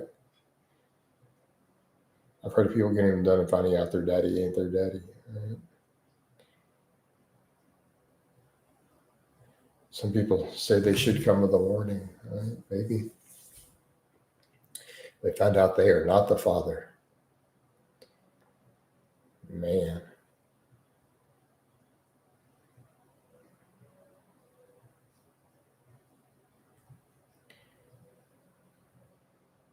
I have some of that Czech DNA or more Slovakian. I remember you had similar Czech background. Yep. Yeah.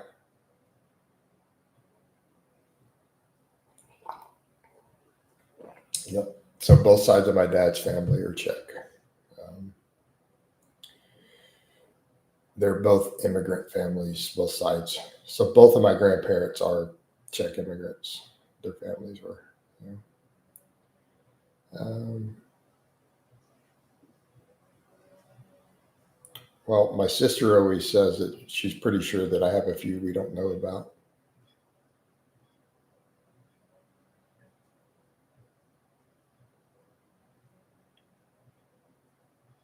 Are you asking, is it hypothetically possible that I have children that I don't know about? Alpha. Yes, it is in theory possible. In my youth, in my 20s, there could be, it's possible. It's unlikely, but sure, hypothetically possible.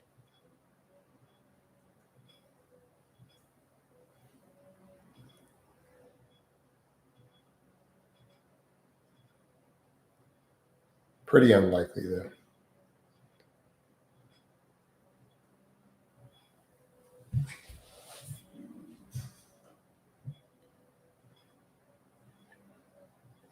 Because the question is essentially asking me, have I had unprotected sex in my youth with women who I didn't have contact with later and didn't hear from again later on?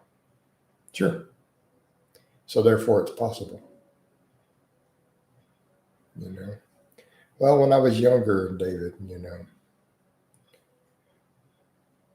wasn't always the case, man. And maybe my pull-out game wasn't always the best in my youth, you know. Um,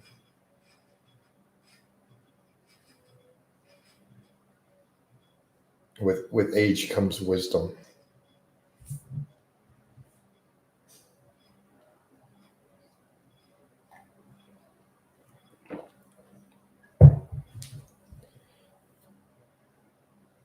Nippard is starting to pull away with the 29 electoral votes. Let's check it out.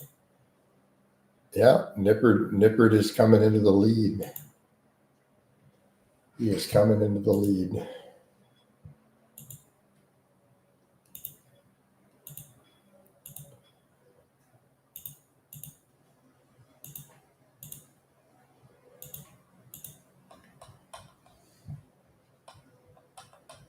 I'm just slightly annoyed that I may have deleted those super chats from that guy. I don't want to ban him that way. I got to be more careful about that. I wasn't awake. Oh, well.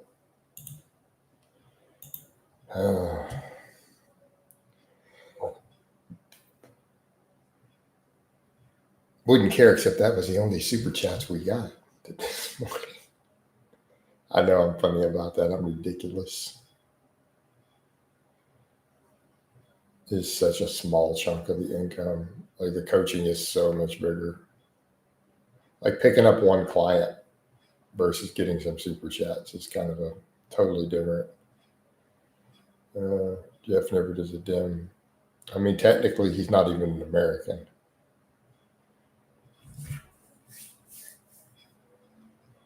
I'm fairly sure Jeff Nippard is not registered with the Democratic Party in the United States, given that he can't vote here. So he's Canadian. Although he does seem to be leftist. And he does seem to be on the left.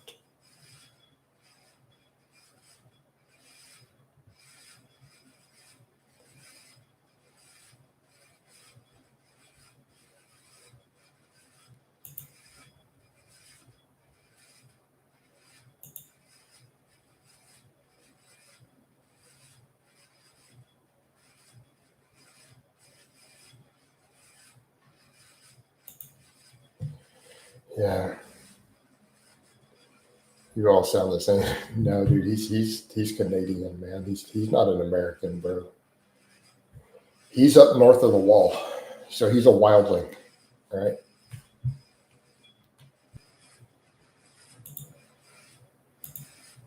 Can you guys see me?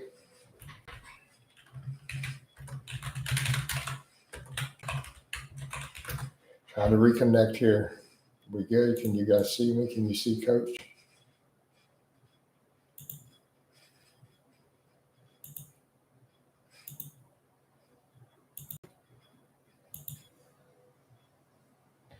All right, good. All right, good. Well, it did disconnect. It totally had an error, and I had to do a whole reconnect for the stream. Interesting. No problems on Facebook, which tells me it's their platform, is not my connection at all. Not my connection. So we're good.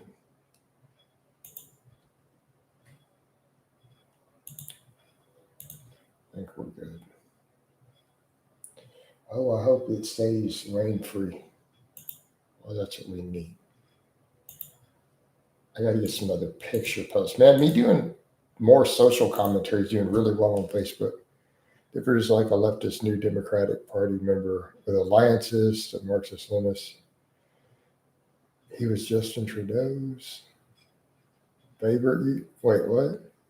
Are you telling me Jeff Nippard was Justin Trudeau's? Like, is that a serious? Like, is that like a trolling, or did Justin Trudeau actually say Jeff Nippard is his favorite YouTuber? Okay. Because if we did, that would explain him getting up to like the 14 million followers or whatever, you know. But I mean, Jeff is making bank. You start getting 5 million plus followers on YouTube, you are a millionaire, guaranteed. Like it is, there's almost no way around that. Like 5 million subscriber mark, you're set for life.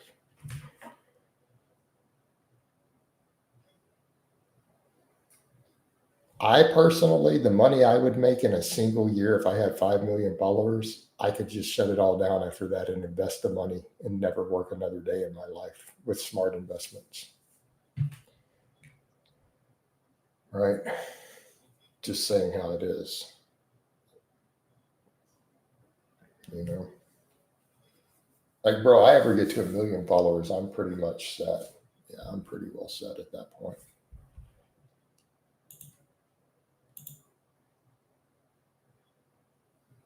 Just to put into context the financial potential of 1 million follower monetized channel, no, dudes. Of real followers, you get through it, right? Because essentially once everything's paid, so let's say, you do something like that and you're like, okay, you just go buy your house. You buy a house, buy a couple of cars that'll last indefinitely, right? And, you know, invest the rest. Would you still coach? I would coach in person at that point. I wouldn't do online anymore. So honestly, David, if I got to the point where I no longer needed to work, I'd probably have a small local coaching business. Because at that point, for me to run local businesses, my internet presence needs to die off. Like, so trolls and stuff just go away completely. Makes sense? I've just shut down my internet stuff for the most part. I'd maybe throw a few pieces up here and there, video stuff. I'd keep my Facebooks and stuff going. But, realistically, because I would just need all the internet hate to die off, and that would cause it to die off. I'm just not making content and focus on my real life businesses. Trolling and stalking on the internet has basically ruined the ability for people to do certain things. Definitely for me. So at that point, if I just had that money to invest into real businesses, brick and mortar businesses, I would need to end my internet presence to make it work.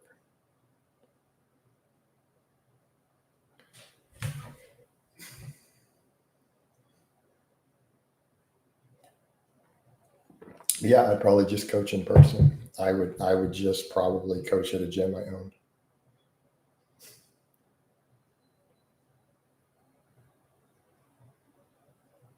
Your concept of views is skewed. Well, let's be clear on that. I don't think you understand how much money people are making on that.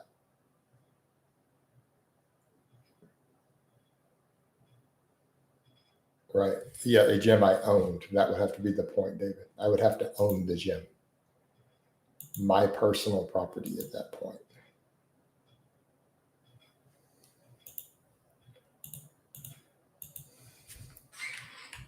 So let me go look at Callie Muscle's, Facebook, for example. Figure. You say he doesn't get views and engagements. Okay.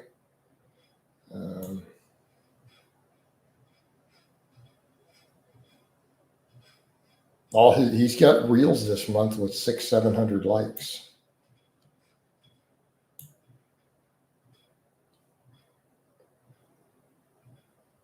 What do you mean? That's crazy money. Bro, all his reels, that reel right there, 65,000 views on a reel with 700 likes. That's 2,500 likes on a reel on Facebook. All right, photos, what you getting for engagements?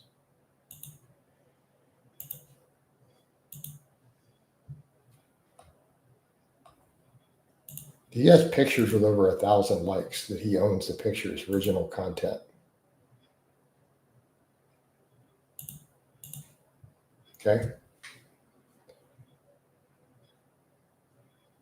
I can tell you right now, and I hate to give you the bad news, David.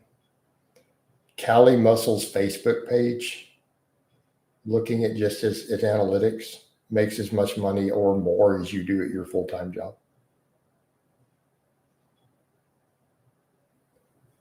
Like if you have a normal middle class job, Cali Muscle may be out earning you on Facebook alone more than you make at your job, just his Facebook.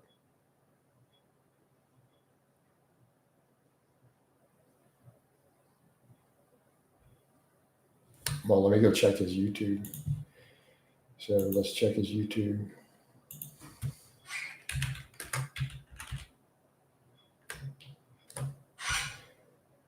Hold on. Let's see what he's getting.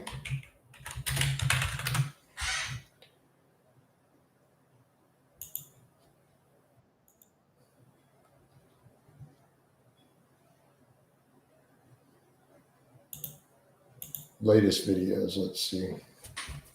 250,000 views on a video 2 weeks ago, 200,000 on the one a month ago. So do the math on it. Those are long format videos. Look at the length of those videos. It means mid-roll ads. So the video he did 2 weeks ago, just that video alone, ballpark estimate on money. If I extrapolate, if he does as well as I do, or better,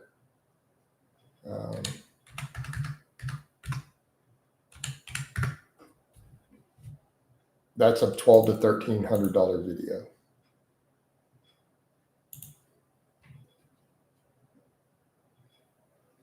The last video he did is a $1,200 to $1,300 video ad revenue take home after YouTube's cut for that one video.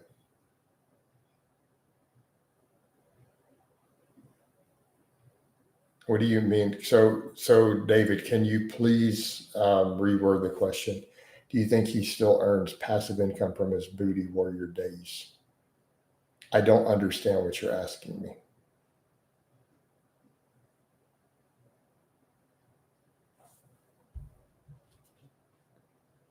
Because he's still the booty warrior, so I don't really understand what we mean.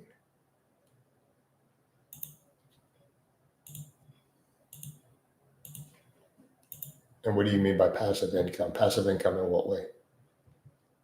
Like all his old video content? Yeah, it's all still monetized. I'm sure he does. So what exactly do we mean? So that I can understand what you're asking me. Because I'm assuming it's a serious question. If you're just goofing off, just say you're just trolling. It's all good, man. It's all good, brother.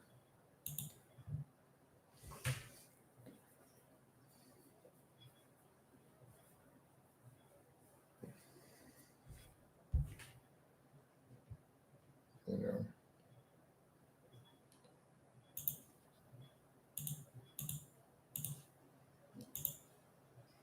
He appears to have spiked. You know, but he doesn't do that many videos. But assuming $5 per 1,000 views, on normal ad revenue is just a ballpark average. Last video is 2,500. Keep in mind, a month ago he got a 200,000. See where we're going with that? So assume $2,000 to $2,500 for the 2 videos he uploaded this month, not counting any passive stuff, not counting old videos that are still making money. So that's not horrible. So you can tell based on that, even though the views themselves aren't that good because he doesn't make that many videos. So at least there off that little bit of content, right? But he has old content. So three-way, no, you don't understand at all. No. Have you pulled any analytics?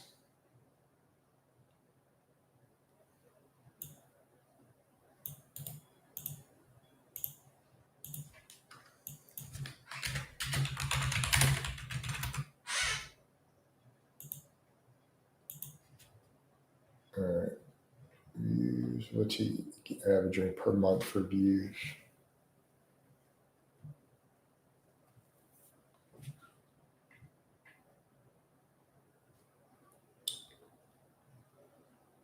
So he's netting, his last 30-day average is 1.1 million views per month.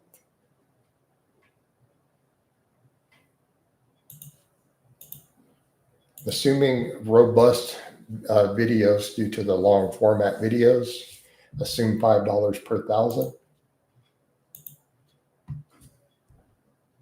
which I think is fair.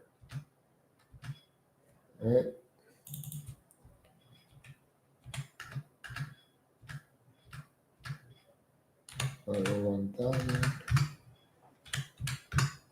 So he's probably making approximately $5,500 per month on YouTube ad revenue take home. I have videos from 10, 12, 13 years ago that still make money every month. Yes. So based upon his Social Blade counting of his current views, I estimate that Cali Muscle is pulling $5,500 a month in YouTube ad revenue take home. That's what they're giving him. That's not what it makes on their end. So about $5,500 US dollars per month. That's his YouTube. Figure his Facebook, looking at it, probably pulling pretty comparable. So he's probably making just between Facebook and YouTube ad revenue from the social media about 10 grand a month, which is not that good considering his outreach size. It's actually low. That's really low. 10, 11 grand a month. Before anything else, this is before donations, subscriptions, selling products, right? That's purely the commercial, the ad revenue. No, it's not a good measure of what they make. It's a good measure of their traffic. Social Blade way underscores how much money you make per view. Like I used to have people say, oh, you only make $1 per thousand. I have never only made $1 per thousand views, ever at any point in my history. Let me be clear. This channel has never made that low of money at any point in 13 years. I have never had a single month ever where I only averaged $1 per thousand views at any point in YouTube history.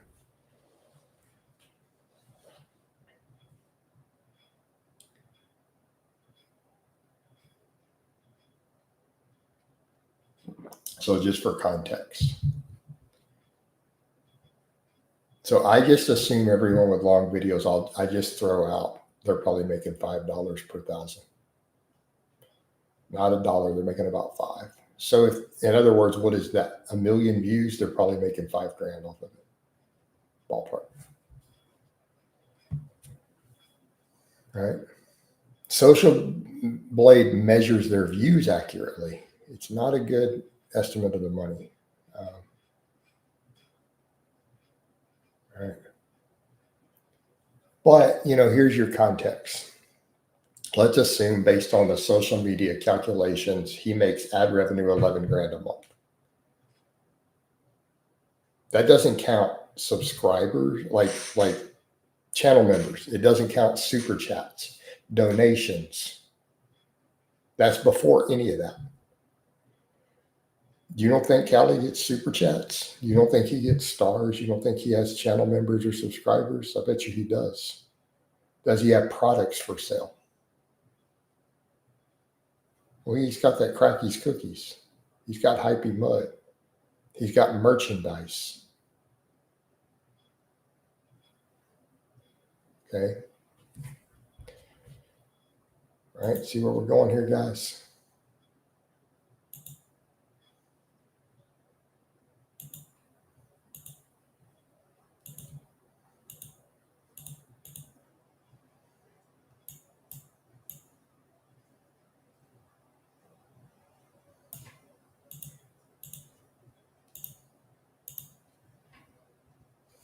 I think the product for sale is where he makes his real money. I don't know. I don't know what his sales figures look like.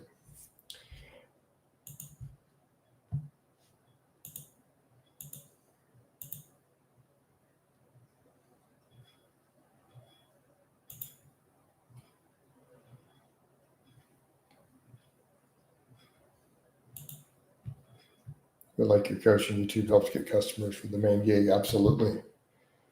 But let's be clear, a lot of people's actual ad revenue is their big. Like David, for a long time, there was definitely a period of time to where my largest income stream was my YouTube ad revenue. Let's be clear. Like my YouTube used to make $5,000 a month. And I mean purely the ad revenue, right? The ads, just what they paid me in direct deposit from the ad revenue. At the peak of my channel, I had whole years where it would clear $5,000 a month. But I wasn't doing a lot of coaching and other stuff. It was mostly YouTube. All right. He's got an EF of 20%. What does that mean?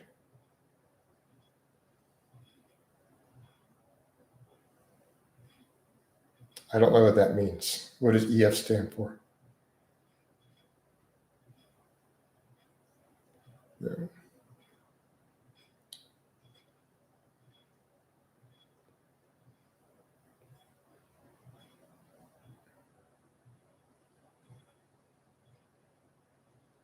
I always think it's weird when people will say, well, how come this person gets so low views compared to their subscribers? That's everybody on the face of the earth. That's every channel, right? In other words, if you have 1 million followers, your videos are absolutely not going to be anywhere near 1 million views per video. That's basically unheard of. You had to have something go viral outside of your subscribers for that to occur. You'll never equal your subscriber count in views, not with any degree of regularity. You're lucky to be 10 to 20%, like really, really, really, really lucky. Like you're killing it. Right? So if your videos are averaging 10 to 20% of your subscriber count, you're absolutely just killing it. That's almost unheard of. So I think newer channels have views in line with subs, but over time they drop off. Yeah. They might for a short time, but what are we defining as new? Like a year-old channel is not new in that context. You might mean for a short period of time during a growth phase. Right? A lot of people are still sleeping. Jared, yeah, true. Especially my Facebook audience is mostly Americans, and it's 7 a.m. That's okay. I'm streaming multiple platforms, Jeremiah. I'm on the tubes. That's where I get most of the traffic. I do coffee chats on multiple platforms at the same time. I read everybody's stuff. I always ejection fragments happens in part verbally. Gotcha. Yeah, so again, you got to talk about medical stuff, right? We jumped over. I thought we were talking about channel statistics and money. You changed topics completely. People like to use a lot of abbreviations when they change topics all the time, man. Throws me off. They'll start talking about something. I'm fasting to get whatever, and they'll drop an acronym, and I'm like, I don't know what your acronym is. I have no idea. Right? Double dipping.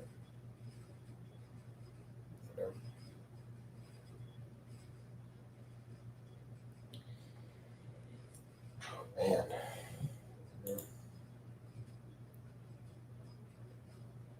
I don't know who you are, but I saw you're live on Cassidy Campbell page. Oh, fair enough, Jeremiah. Gotcha. Well, cool. We'll come on over.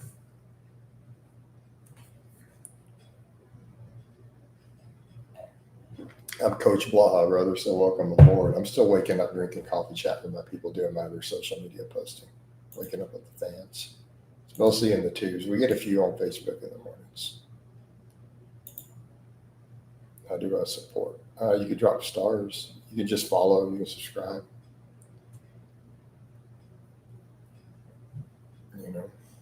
So Jeremiah, best thing you could do to support would be to just go down the road, liking all my content on the Facebook would help, right? Just go down the road, engagements. If you don't have any way to donate money, you don't have to, man. Just engage. Jump in the conversations. That supports me plenty. You know, all good though, brother.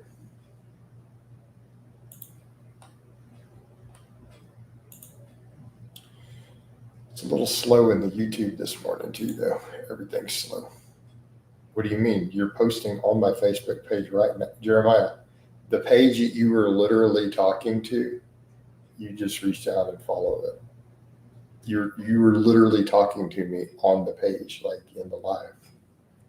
So I don't know.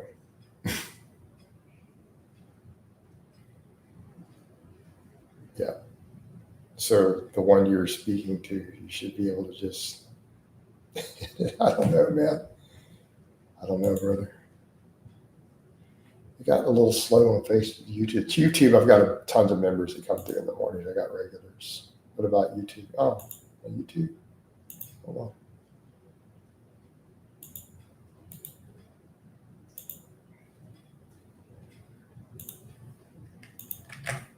Right here, broski. We're in there right now. In the stream.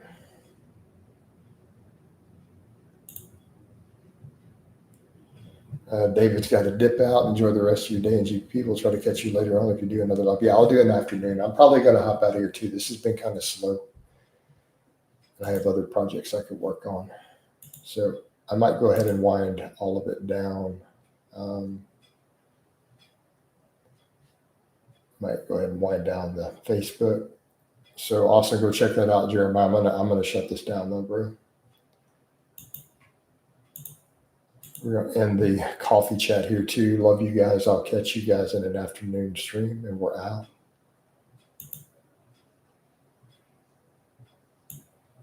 Hold on, you want to Mount by Cepheus?